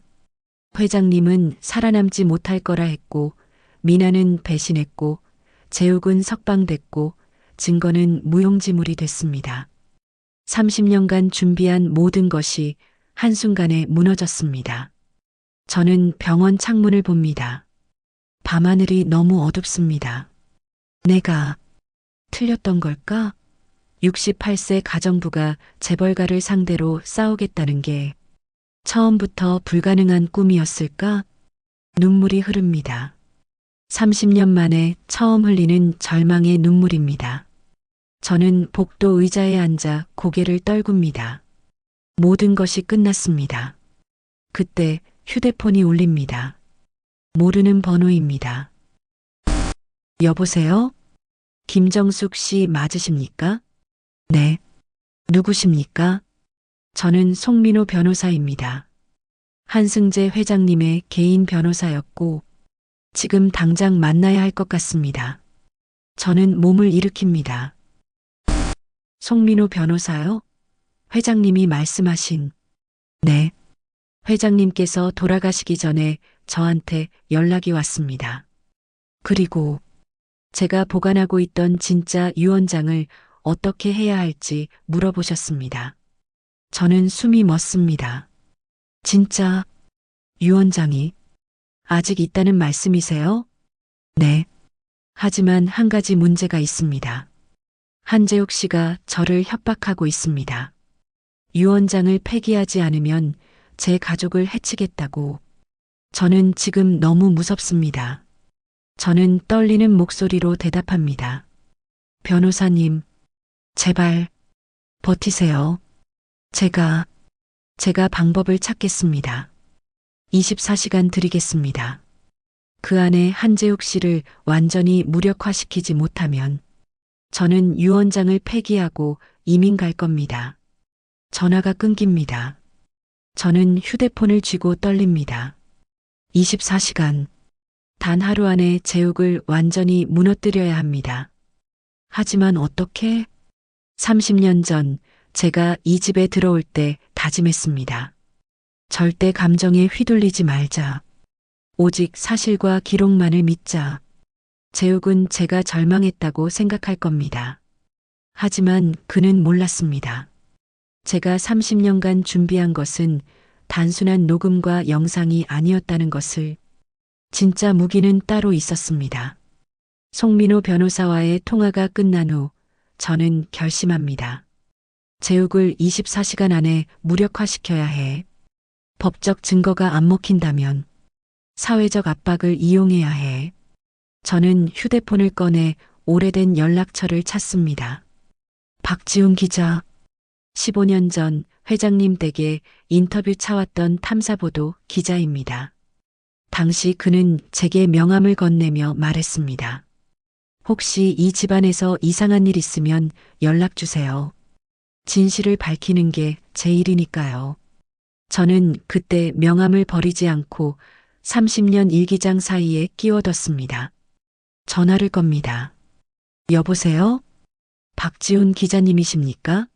저는 김정숙입니다. 한승그룹 회장님 댁 가정부였던. 기억납니다. 무슨 일이십니까?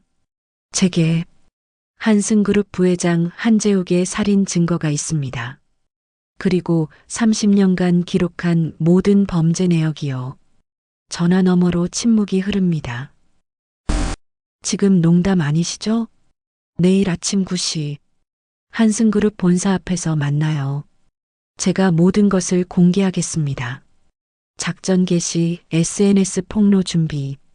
저는 병원 로비 카페에 앉아 노트북을 엽니다. 30년간 쌓아온 디지털 백업 파일들, 사진, 녹음, 일기장 스캔본, 문서 사본, 모두 클라우드에 저장해뒀습니다. 재욱은 내가 아날로그 인간이라고 무시했지. 하지만 10년 전부터 나는 모든 것을 디지털화했어.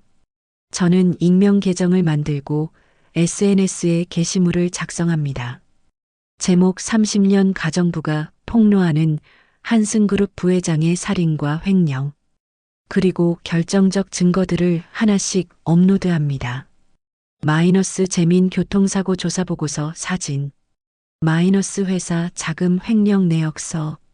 마이너스 재욱이 회장에게 약 먹이는 장면 영상. 얼굴은 흐리지만 목소리는 선명. 마이너스 30년 일기장 중 핵심 페이지 스캔. 저는 커튼 뒤에서 숨을 죽이고 지켜봅니다. 재욱은 침대 옆 테이블에 쟁반을 놓습니다. 아버지, 약 드실 시간이에요. 회장님이 천천히 눈을 뜹니다. 그래. 재욱은 물컵에 물을 따르고 약통에서 알약들을 꺼냅니다. 파킨슨병 약 3알, 혈압약 2알, 그리고 주머니에서 라벨이 없는 작은 캡슐 하나를 꺼냅니다. 아버지, 오늘도 특별 영양제 드릴게요. 미국에서 온 신약이에요. 회장님은 의심 없이 고개를 끄덕입니다. 재욱은 회장님의 머리를 받쳐주고 약들을 하나씩 입에 넣어드립니다. 저는 커튼 뒤에서 모든 것을 지켜봅니다. 그리고 앞치마 주머니의 녹음기 버튼을 누릅니다. 딸깍. 이제 일주일만 더 드시면. 그 순간 회장님이 재욱의 손목을 붙잡습니다. 재욱아, 너, 내가 뭘 하고 있는지 아빠가 모를 줄 아니? 재욱의 얼굴이 굳습니다. 아버지, 아빠는 바보가 아니야. 내가 나한테 뭘 먹이는지 다 알아. 재욱은 회장의 손을 떼어내려 하지만 회장은 놓지 않습니다. 재민이도 내가 죽였지. 아빠는 증거가 없어서 참았어. 하지만 이제 재욱의 얼굴이 일그러집니다. 증거요? 아버지, 이제 정신도 혼미하신데 누가 아버지 말을 믿겠어요? 정수기가 믿어줄 거야. 그 순간 재욱의 고개가 번쩍 돌아옵니다. 정수기? 그 가정부가 뭘 어쩐다고요? 정수기는 내 엄마 미숙이의 딸이야. 내 이복 누나야. 시간이 멈춥니다. 저는 커튼 뒤에서 얼어붙습니다. 재욱도 말을 잇지 못합니다. 회장님이 계속 말씀하십니다. 30년 전 미숙이가 암으로 죽기 전에 나한테 부탁했어. 딸 정수기를 돌봐달라고. 하지만 나는 비겁하게도 가정부로만 받아들였어. 제 머릿속이 하얗게 변합니다. 30년간 제가 몰랐던 진실. 저는 이 집안의 피부치였습니다. 정수가, 듣고 있니? 아빠가, 미안하다. 저는 커튼 뒤에서 두 손으로 입을 막습니다. 눈물이 흐릅니다. 재욱은 충격에 빠진 얼굴로 뒤를 돌아봅니다. 누가 숨어 있어? 나와. 저는 더 이상 숨을 수 없습니다. 커튼을 열고 나옵니다. 재욱과 눈이 마주칩니다. 정숙 씨, 여기서 뭐 하는 거야? 저는 떨리는 목소리로 대답합니다. 듣고 있었습니다. 도련님이 회장님께 무슨 약을 드리는지. 재욱의 얼굴이 일그러집니다. 얼마나 들었어? 전부 다요. 재욱은 주머니에서 휴대폰을 꺼냅니다. 지금 당장 경비 불러서 당신 쫓아낼 거야. 30년 일한 게 뭐가 대수야. 주인 방에 몰래 숨어들었으니 절도죄로. 도련님, 아니 재욱 씨, 이제 저는 당신의 가정부가 아닙니다. 뭐? 저는 당신의 이복 누나입니다. 회장님의 딸이고요. 그리고 저는 지난 30년간 당신이 저지른 모든 범죄를 기록했습니다. 저는 앞치마 주머니에서 녹음기를 꺼냅니다. 10년 전 재민 씨를 죽인 것, 회사 자금을 횡령한 것, 유언장을 위조한 것, 그리고 방금 전 회장님께 독약을 먹인 것까지 모두 녹음했습니다. 재욱의 얼굴이 창백해집니다. 그건 증거로 인정 안 돼.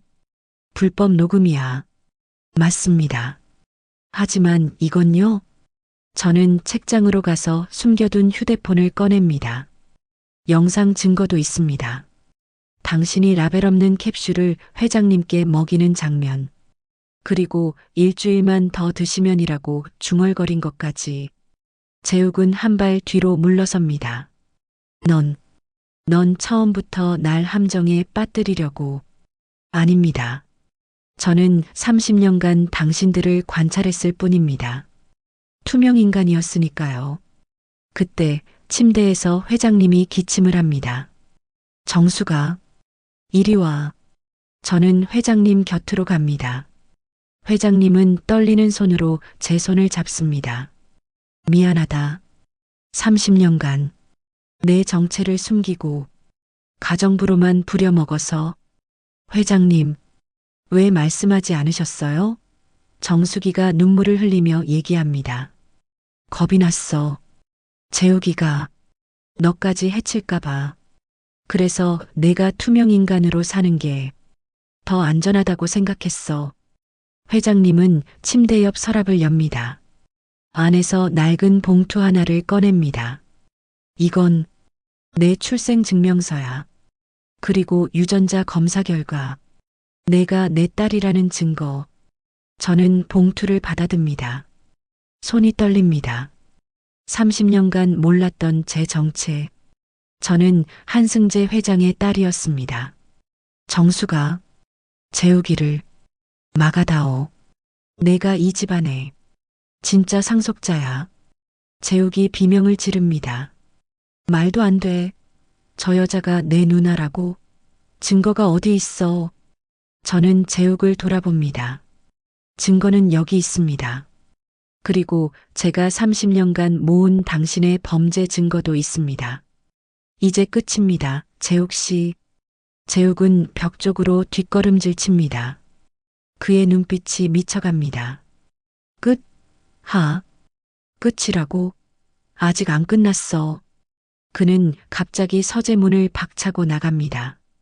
저는 뒤쫓으려 하지만 회장님이 제 손을 붙잡습니다. 정수가, 조심해. 재욱이는 궁지에 몰리면 뭘 할지 몰라. 저는 복도로 나갑니다. 재욱은 자기 방으로 들어갑니다. 그리고 잠시 후 무언가를 들고 나옵니다. 아버지의 오래된 엽총. 재욱이 총구를 저에게 겨눕니다. 30년간 내 옆에서 날 지켜봤다고? 그럼 너도 알겠지. 내가 궁지에 몰리면 뭐든 한다는 거. 저는 얼어붙습니다. 그 녹음기랑 휴대폰 내놔. 안 그러면. 바로 그 순간 1층에서 목소리가 들립니다. 경찰이에요. 경찰 왔어요. 재욱의 얼굴이 일그러집니다. 미나, 내가 경찰을 불렀어? 아래층에서 발소리가 울립니다. 여러 명의 경찰이 계단을 올라옵니다. 한재욱 씨, 총 내려놓으세요. 재욱은 사방이 포위당했습니다. 총구는 여전히 저를 향하고 있습니다. 다 끝났어. 다 끝났다고. 그의 손가락이 방아쇠로 향합니다. 총소리가 울렸습니다. 그 소리는 30년 인생에서 가장 크고 가장 절망적인 소리였습니다. 쾅! 총성이 복도에 울려 퍼집니다. 저는 눈을 감습니다. 하지만 아프지 않습니다. 눈을 뜨자 천장이 보입니다. 재욱의 총구가 위를 향해 있습니다. 경찰 한 명이 재욱의 팔을 붙잡고 있습니다. 총 내려놓으세요. 지금 당장. 재욱은 저항하지만 곧 다른 경찰들에게 제압당합니다. 총이 바닥에 떨어지고 재욱은 수갑이 채워집니다. 저 여자가 사기꾼이야. 30년간 우리 집에 잠입해서. 재욱이 분해합니다. 한재욱 씨, 살인 미수, 불법 약물 투여, 유언장 위조 혐의로 긴급 체포합니다. 재욱은 끌려가면서 저를 노려봅니다. 재욱은 도끼 어린 목소리로 정숙. 넌 끝났어. 내가 변호사 동원해서 널 완전히 파멸시킬 거야. 너 같은 가정부 따위가 재벌가 딸이라고? 누가 믿겠어? 저는 그 자리에 주저앉습니다. 온몸에 힘이 빠집니다. 일시적 승리. 경찰이 저에게 다가옵니다. 김정숙 씨 맞으시죠? 이민아 씨가 신고했습니다. 괜찮으세요? 네, 괜찮습니다. 미나가 계단을 올라옵니다. 그녀는 저를 부축하며 눈물을 흘립니다. 정숙 씨, 미안해요. 제가 좀 더 일찍 경찰을 불렀어야 했는데. 아닙니다, 마님. 마님 덕분에 살았어요. 경찰이 증거물을 수거합니다. 저는 녹음기와 휴대폰, 그리고 회장님께 받은 출생증명서를 건넵니다. 이것들은 증거로 제출하셔야 합니다. 그리고 정식 조사가 필요하니 내일 경찰서로 출두해 주세요. 알겠습니다. 경찰들이 제욱을 끌고 떠나갑니다. 저와 미나는 복도에 남습니다. 잠시 동안 고요합니다. 끝났어. 드디어 끝났어. 하지만 진짜 위기는 지금부터. 그런데 이상합니다. 미나의 표정이 점점 굳어집니다. 정숙 씨, 그 출생증명서 진짜예요? 네. 회장님이 직접 주셨어요. 그럼 정숙 씨가 회장님의 진짜 딸이면 상속은 어떻게 되는 거예요? 저는 미나를 봅니다. 그녀의 눈빛이 변했습니다. 법적으로는 제가 상속 1순위가 될 겁니다. 미나는 한 발 뒤로 물러섭니다. 그럼 제 남편이 감옥에 가고 정숙 씨가 모든 유산을 받는다는 거예요? 미나가 떨린 목소리로 얘기합니다. 마님, 저는요? 10년간 이 집에서 며느리로 살았는데 저는 아무것도 못 받는 거예요? 저는 미나의 변한 태도에 충격을 받습니다. 마님, 저는 유산 때문에 이런 게 아니에요. 정의를 위해서. 정의? 웃기지 마세요. 결국 당신도 돈 때문이었잖아요. 30년간 가정부로 일하다가 갑자기 재벌가 딸이 됐으니 얼마나 좋아요?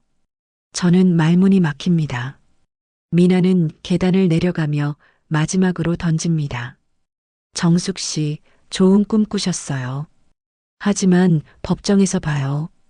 저도 변호사 선임할 거예요. 당신이 진짜 회장님 딸인지 제대로 확인해 볼 거예요. 미나가 떠난 후 저는 회장님 방으로 돌아갑니다. 회장님은 침대에서 힘겹게 숨을 쉬고 계십니다. 회장님, 괜찮으세요? 정수가, 고맙다. 재우기를 막아줘서. 저는 회장님의 손을 잡습니다. 회장님, 제 출생증명서 정말 진짜예요? 회장님은 고개를 끄덕입니다. 그래, 너는 내 딸이야. 30년간 미안했다. 그때 회장님이 갑자기 심하게 기침을 하십니다. 컥, 컥, 피가 섞인 가래가 나옵니다. 회장님, 구급차 불러야 해요. 저는 급히 전화기를 잡습니다. 하지만 회장님이 제 손을 붙잡습니다. 안 돼. 이미 늦었어. 재우기가 먹인 약이 너무 많았어. 안 돼요. 포기하시면 안 돼요. 정수가, 내 말 들어. 내 금고에 진짜 유언장이 있어. 알아요. 제가 이미 확인했어요. 아니야. 그건 가짜야. 진짜는 변호사 사무실에. 저는 충격을 받습니다. 가짜요? 그럼 제가 확보한 증거가. 회장님은 힘겹게 말씀을 이어갑니다. 재욱이가 3년 전에 내 금고를 한번 털었어. 그때 진짜 유언장을 바꿔치기 했어. 난 나중에 알았지만 다시 쓸 힘이 없었어. 최악의 소식. 저는 머리가 하얗게 변합니다. 그러면 제가 확보한 유언장도 재욱이 조작한 것이었단 말인가? 그럼 진짜 유언장은 어디 있어요? 변호사, 송민호, 그 사람한테 맡겼어. 하지만 회장님이 말을 멈춥니다. 하지만 뭐요? 송 변호사는 재욱이 사람이야. 아마 진짜 유언장도 이미 없을 거야. 저는 절망에 빠집니다. 그러면 제가 지금까지 모은 모든 증거가 쓸모없는 조작된 문서였단 말인가? 정수가, 미안하다. 아빠가 너무 무능했어. 회장님의 손에서 힘이 빠집니다. 회장님, 정신 차리세요. 저는 다시 전화기를 잡습니다. 하지만 그때 밖에서 사이렌 소리가 들립니다. 구급차가 도착했습니다. 응급실, 의사가 나옵니다. 보호자분이세요? 환자분이 신경독소에 중독된 상태입니다. 누적된 투여량이 너무 많아서 솔직히 말씀드리면 오늘 밤을 넘기기 어렵습니다. 저는 그 자리에 주저앉습니다. 안 돼. 회장님은 살아야 해요. 증언해야 해요. 제가 진짜 딸이라고. 의사는 안타까운 표정으로 고개를 젓습니다. 최선을 다하겠습니다만 각오는 하셔야 할 것 같습니다. 복도에 혼자 남습니다. 미나는 보이지 않습니다. 경찰도 변호사도 아무도 없습니다. 저는 30년 만에 처음으로 완전히 혼자가 되었습니다. 모든 게 무너졌어. 유 원장은 가짜였고 회장님은 위독하고 미나는 등을 돌렸어. 그때 복도 끝에서 익숙한 목소리가 들립니다. 변호사님, 정말 고마워요. 덕분에 바로 나왔네요. 저는 고개를 돌립니다. 재욱이 정장을 말끔히 차려입고 변호사와 함께 걸어오고 있습니다. 수갑도 없고 경찰도 없습니다. 어떻게? 석방이? 정숙은 놀랐습니다. 재욱은 저를 보며 비웃습니다. 정숙 씨, 놀랐어요? 내 변호사가 보석 신청했죠. 증거 불충분으로 긴급 체포가 취소됐어요. 말도 안 돼. 녹음도 있고 영상도 있는데. 재욱의 변호사가 나섭니다. 김정숙 씨, 불법 녹음과 불법 촬영으로 수집한 증거는 법정에서 인정되지 않습니다. 게다가 당신이 주인 방에 무단 침입한 것은 명백한 주거침입죄에 해당합니다. 재욱이 한 걸음 더 다가옵니다. 정숙 씨, 아니 한정숙 씨라고 불러야 하나? 당신이 내 누나라는 증거도 없어요. 출생증명서? 그건 우리 아버지가 정신이 혼미한 상태에서 조작한 거예요. 거짓말. 회장님은 정신이 멀쩡하셨어. 증명할 수 있어요? 의사 진단서는? 아버지가 의식이 명료한 상태였다는 증거는? 저는 말문이 막힙니다. 재욱은 승리자의 미소를 지으며 떠나갑니다. 정숙 씨, 30년간 수고 많으셨어요. 이제 집으로 돌아가세요. 아, 참. 당신 방은 이미 정리했으니까 짐은 현관에 있을 거예요. 복도에 혼자 남습니다. 회장님은 살아남지 못할 거라 했고, 미나는 배신했고, 재욱은 석방됐고, 증거는 무용지물이 됐습니다. 30년간 준비한 모든 것이 한순간에 무너졌습니다. 저는 병원 창문을 봅니다. 밤하늘이 너무 어둡습니다. 내가 틀렸던 걸까? 68세 가정부가 재벌가를 상대로 싸우겠다는 게 처음부터 불가능한 꿈이었을까? 눈물이 흐릅니다. 30년 만에 처음 흘리는 절망의 눈물입니다. 저는 복도 의자에 앉아 고개를 떨굽니다. 모든 것이 끝났습니다. 그때 휴대폰이 울립니다. 모르는 번호입니다. 여보세요? 김정숙 씨 맞으십니까? 네. 누구십니까? 저는 송민호 변호사입니다. 한승재 회장님의 개인 변호사였고 지금 당장 만나야 할 것 같습니다. 저는 몸을 일으킵니다. 송민호 변호사요? 회장님이 말씀하신. 네. 회장님께서 돌아가시기 전에 저한테 연락이 왔습니다. 그리고 제가 보관하고 있던 진짜 유언장을 어떻게 해야 할지 물어보셨습니다. 저는 숨이 멎습니다. 진짜 유언장이 아직 있다는 말씀이세요? 네. 하지만 한 가지 문제가 있습니다. 한재욱 씨가 저를 협박하고 있습니다. 유언장을 폐기하지 않으면 제 가족을 해치겠다고. 저는 지금 너무 무섭습니다. 저는 떨리는 목소리로 대답합니다. 변호사님, 제발 버티세요. 제가 제가 방법을 찾겠습니다. 24시간 드리겠습니다. 그 안에 한재욱 씨를 완전히 무력화시키지 못하면 저는 유언장을 폐기하고 이민 갈 겁니다. 전화가 끊깁니다. 저는 휴대폰을 쥐고 떨립니다. 24시간. 단 하루 안에 재욱을 완전히 무너뜨려야 합니다. 하지만 어떻게?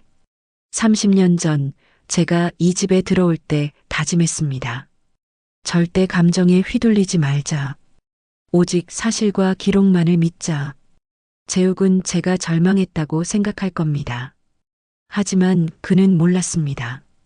제가 30년간 준비한 것은 단순한 녹음과 영상이 아니었다는 것을. 진짜 무기는 따로 있었습니다. 송민호 변호사와의 통화가 끝난 후 저는 결심합니다. 재욱을 24시간 안에 무력화시켜야 해. 법적 증거가 안 먹힌다면 사회적 압박을 이용해야 해. 저는 휴대폰을 꺼내 오래된 연락처를 찾습니다. 박지훈 기자. 15년 전 회장님 댁에 인터뷰 차왔던 탐사보도 기자입니다. 당시 그는 제게 명함을 건네며 말했습니다. 혹시 이 집안에서 이상한 일 있으면 연락 주세요.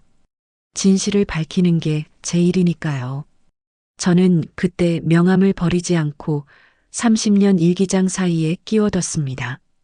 전화를 겁니다. 여보세요? 박지훈 기자님이십니까? 저는 김정숙입니다. 한승그룹 회장님 댁 가정부였던. 기억납니다. 무슨 일이십니까?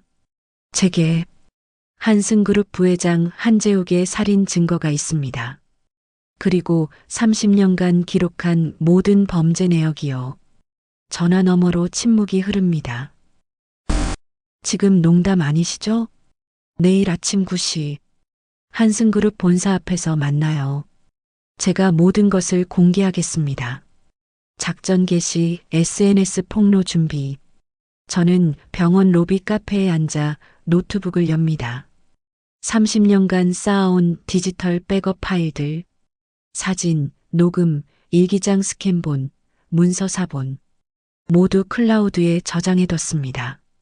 재욱은 내가 아날로그 인간이라고 무시했지. 하지만 10년 전부터 나는 모든 것을 디지털화했어. 저는 익명 계정을 만들고 SNS에 게시물을 작성합니다. 제목 30년 가정부가 폭로하는 한승그룹 부회장의 살인과 횡령. 그리고 결정적 증거들을 하나씩 업로드합니다. 마이너스 재민 교통사고 조사 보고서 사진. 마이너스 회사 자금 횡령 내역서. 마이너스 재욱이 회장에게 약 먹이는 장면 영상. 얼굴은 흐리지만 목소리는 선명. 마이너스 30년 일기장 중 핵심 페이지 스캔. 그리고 마지막에 이렇게 씁니다. 저는 68세 김정숙입니다. 30년간 한승그룹 회장님 댁에서 투명인간처럼 살았습니다. 하지만 투명인간이기에 모든 것을 볼 수 있었습니다. 내일 오전 9시 한승그룹 본사 앞에서 기자회견을 열겠습니다. 진실은 반드시 밝혀집니다. 업로드 버튼을 누릅니다. 이제 시작이야.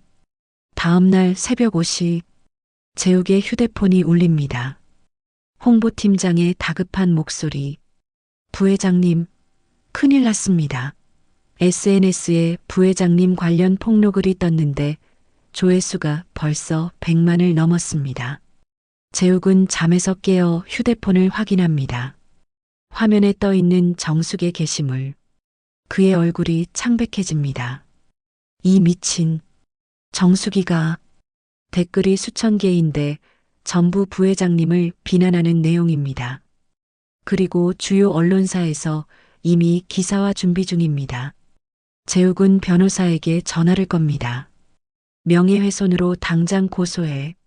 그리고 게시물 삭제 요청.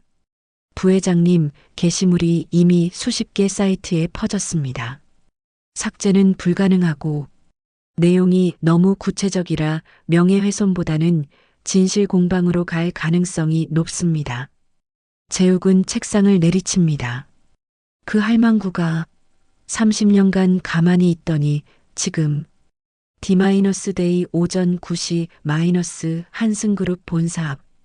한승그룹 본사 앞에는 이미 수십 명의 기자와 시민들이 모여 있습니다. 정숙은 검은색 정장을 차려입고 나타납니다.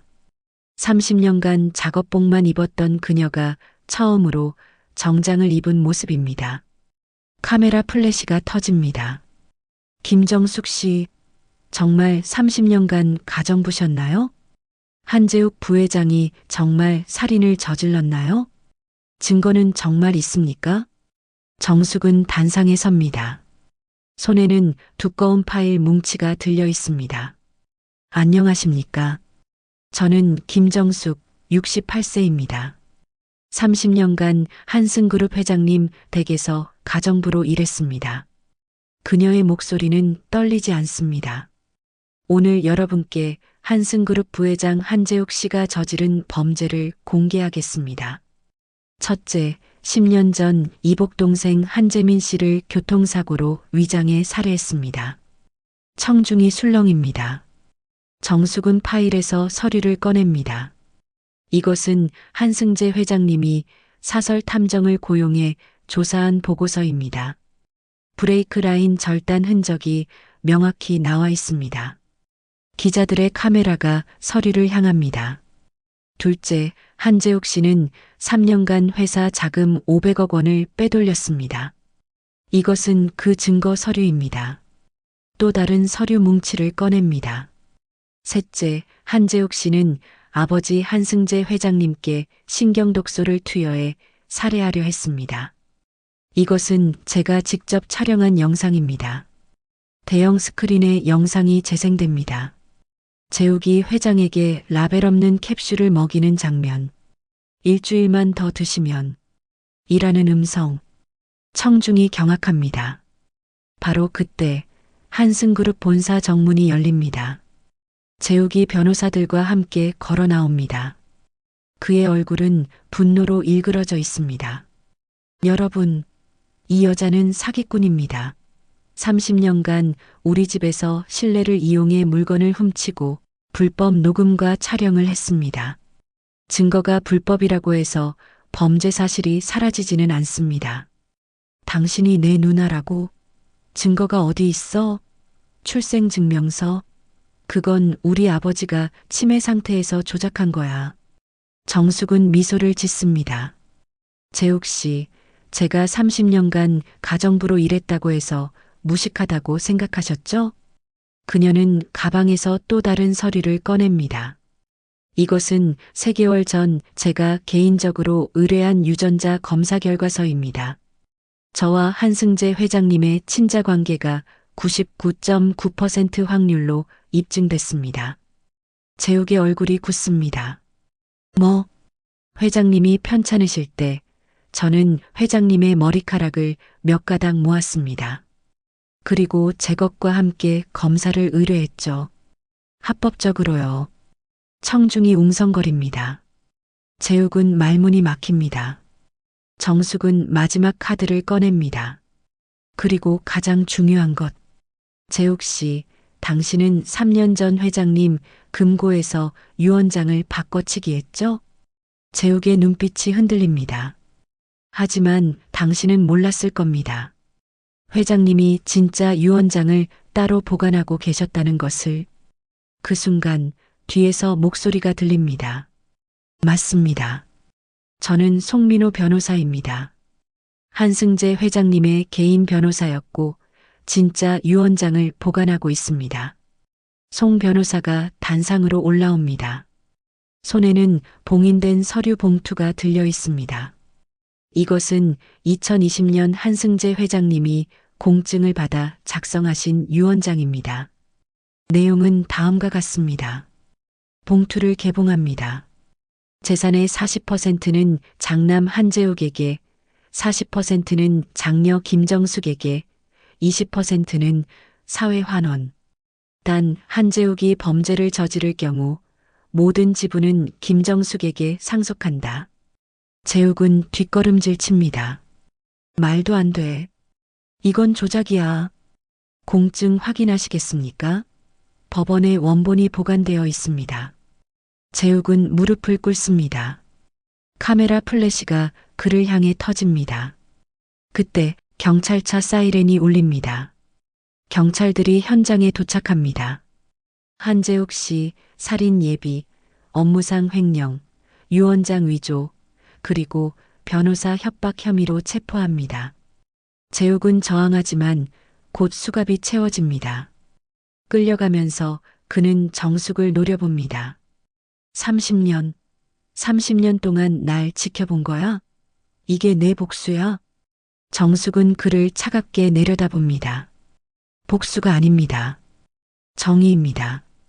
투명 인간이었기에 가능했던 정의요.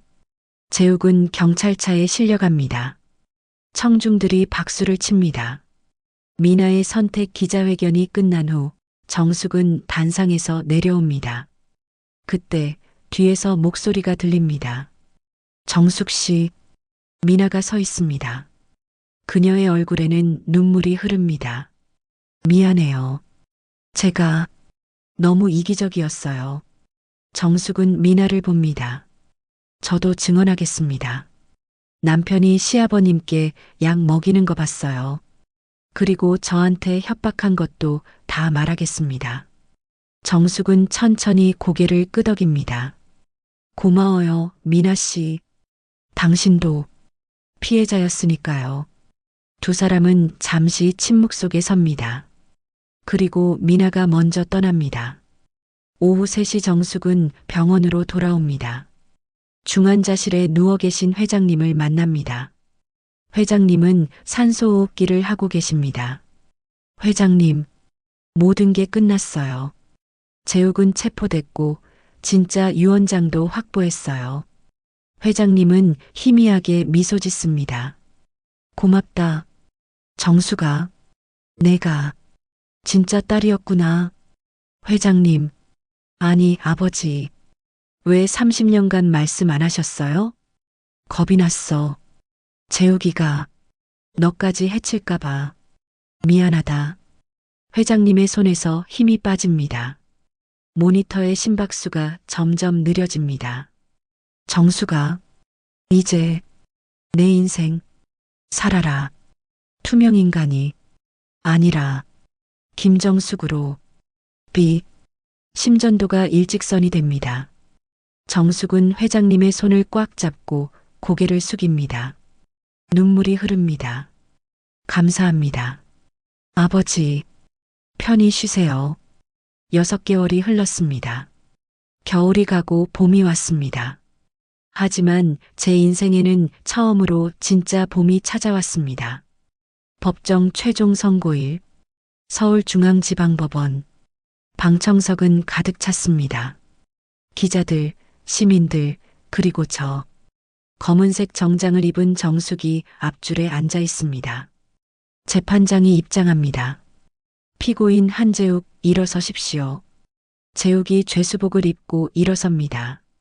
6개월간 구치소 생활로 그는 많이 야위었습니다.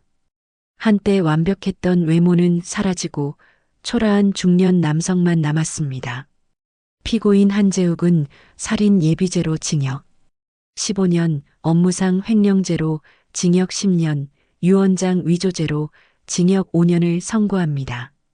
형량은 합산하여 징역 25년으로 확정합니다. 방청석에서 탄성이 터집니다. 재욱은 고개를 떨구고 있습니다. 또한 피고인이 불법적으로 취득한 모든 재산은 몰수하며 피해자들에게 총 800억 원의 배상금을 지급할 것을 명합니다. 재욱은 뒤를 돌아봅니다. 방청석에 앉아 있는 정숙과 눈이 마주칩니다. 그의 눈빛에는 분노도 증오도 아닌 공허함만 남아 있습니다. 재욱은 입을 움직입니다.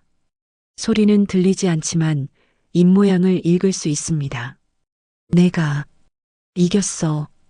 정숙은 표정 없이 그를 바라봅니다. 재욱은 교도관에게 끌려갑니다. 법정 밖으로 나오자 기자들이 몰려듭니다. 김정숙 씨, 오늘 선고에 대한 소감이 어떠십니까?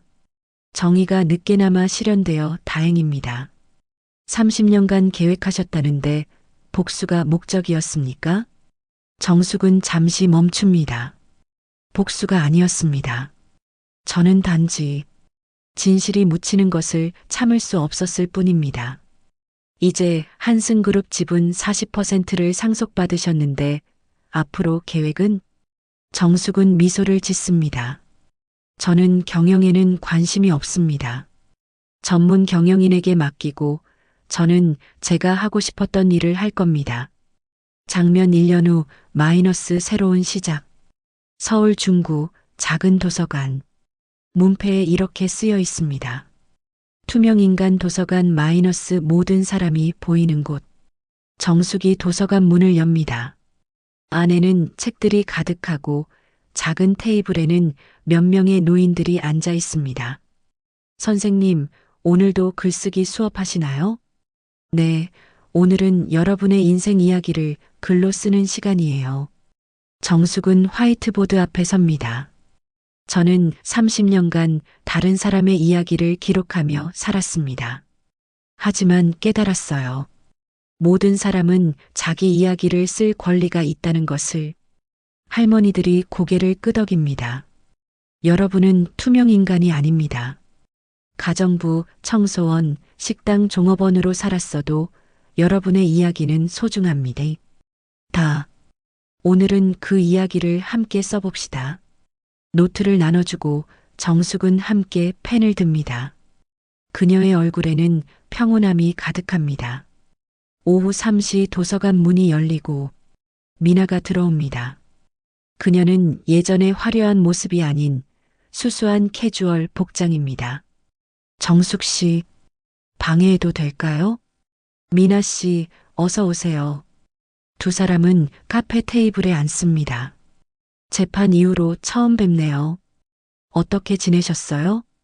보시다시피 도서관을 운영하고 있어요. 미나 씨는요? 저는 이혼했어요.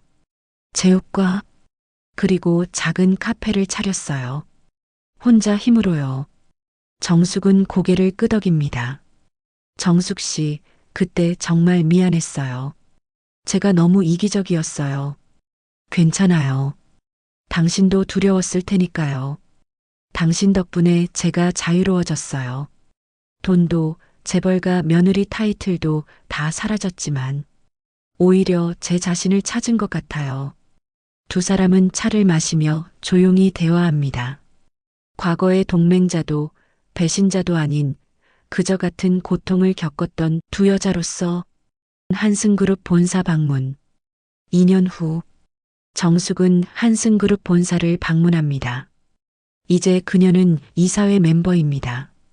하지만 경영에는 관여하지 않고 분기별로 한 번씩만 참석합니다. 회의실에 들어서자 임원들이 일어나 인사합니다. 이사님, 어서 오십시오. 정숙은 미소를 지으며 자리에 앉습니다. 올 분기 실적 보고 부탁드립니다. 회의가 진행됩니다. 정숙은 조용히 듣고 있다가 한 가지만 질문합니다. 직원 복지 개선 안건은 어떻게 진행되고 있나요? 네, 이사님께서 제안하신 대로 청소 용역 직원, 경비원, 식당 종업원 모두 정규직 전환했고 급여도 30% 인상했습니다. 정숙은 만족스럽게 고개를 끄덕입니다. 좋습니다. 투명인간처럼 일하는 사람들이 없도록 계속 신경 써주세요. 한승재 회장 묘소. 주말. 정숙은 한승재 회장의 묘소를 찾습니다. 깨끗이 정돈된 묘 앞에 꽃을 놓습니다. 아버지, 잘 지내고 계시죠? 바람이 불어옵니다. 제욱은 25년형을 받았어요. 아마 출소할 때는 70세가 넘었을 겁니다. 그가 인생에서 가장 중요한 시간들을 감옥에서 보내게 됐죠. 정숙은 묘비를 쓰다듬습니다. 저는 아버지가 30년간 저를 숨긴 게 원망스러웠어요. 하지만 이제는 이해해요. 아버지도 두려웠던 거죠. 제욱을 통제할 수 없다는 게. 그녀는 잠시 침묵합니다. 하지만 아버지, 한 가지는 고마워요. 덕분에 저는 30년간 관찰하고 기록하고 준비할 수 있었어요.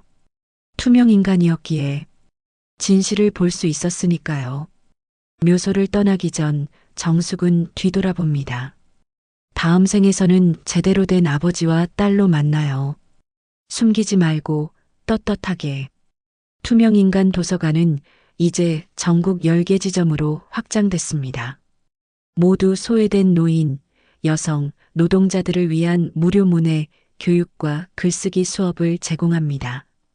어느 봄날 오후, 정숙은 도서관 2층 창가에 앉아 창밖을 봅니다.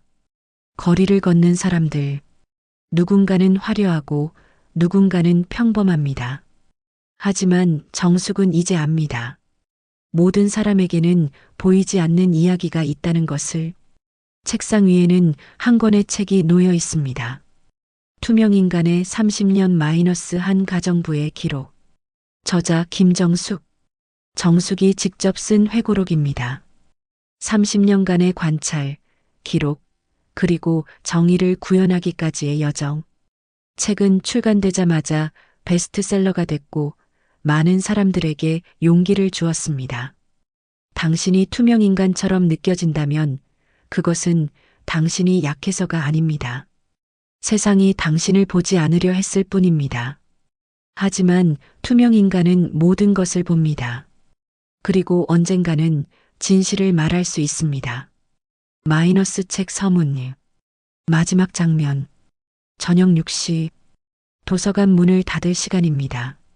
정숙은 불을 끄고 문을 잠급니다. 거리로 나서는 그녀의 뒷모습. 더 이상 허리가 굽지 않았습니다. 더 이상 고개를 숙이지 않습니다. 정숙은 당당하게 걷습니다. 30년간 투명인간으로 살았던 여자가 아니라 김정숙으로. 사람들은 묻습니다. 30년을 참고 기다린 게 후회되지 않냐고. 저는 이렇게 대답합니다. 아니라고. 그 30년이 없었다면 저는 진실을 완벽하게 기록할 수 없었을 거라고. 투명인간이었기에 모든 것을 볼 수 있었습니다. 그리고 이제 저는 더 이상 투명하지 않습니다. 저는 김정숙입니다.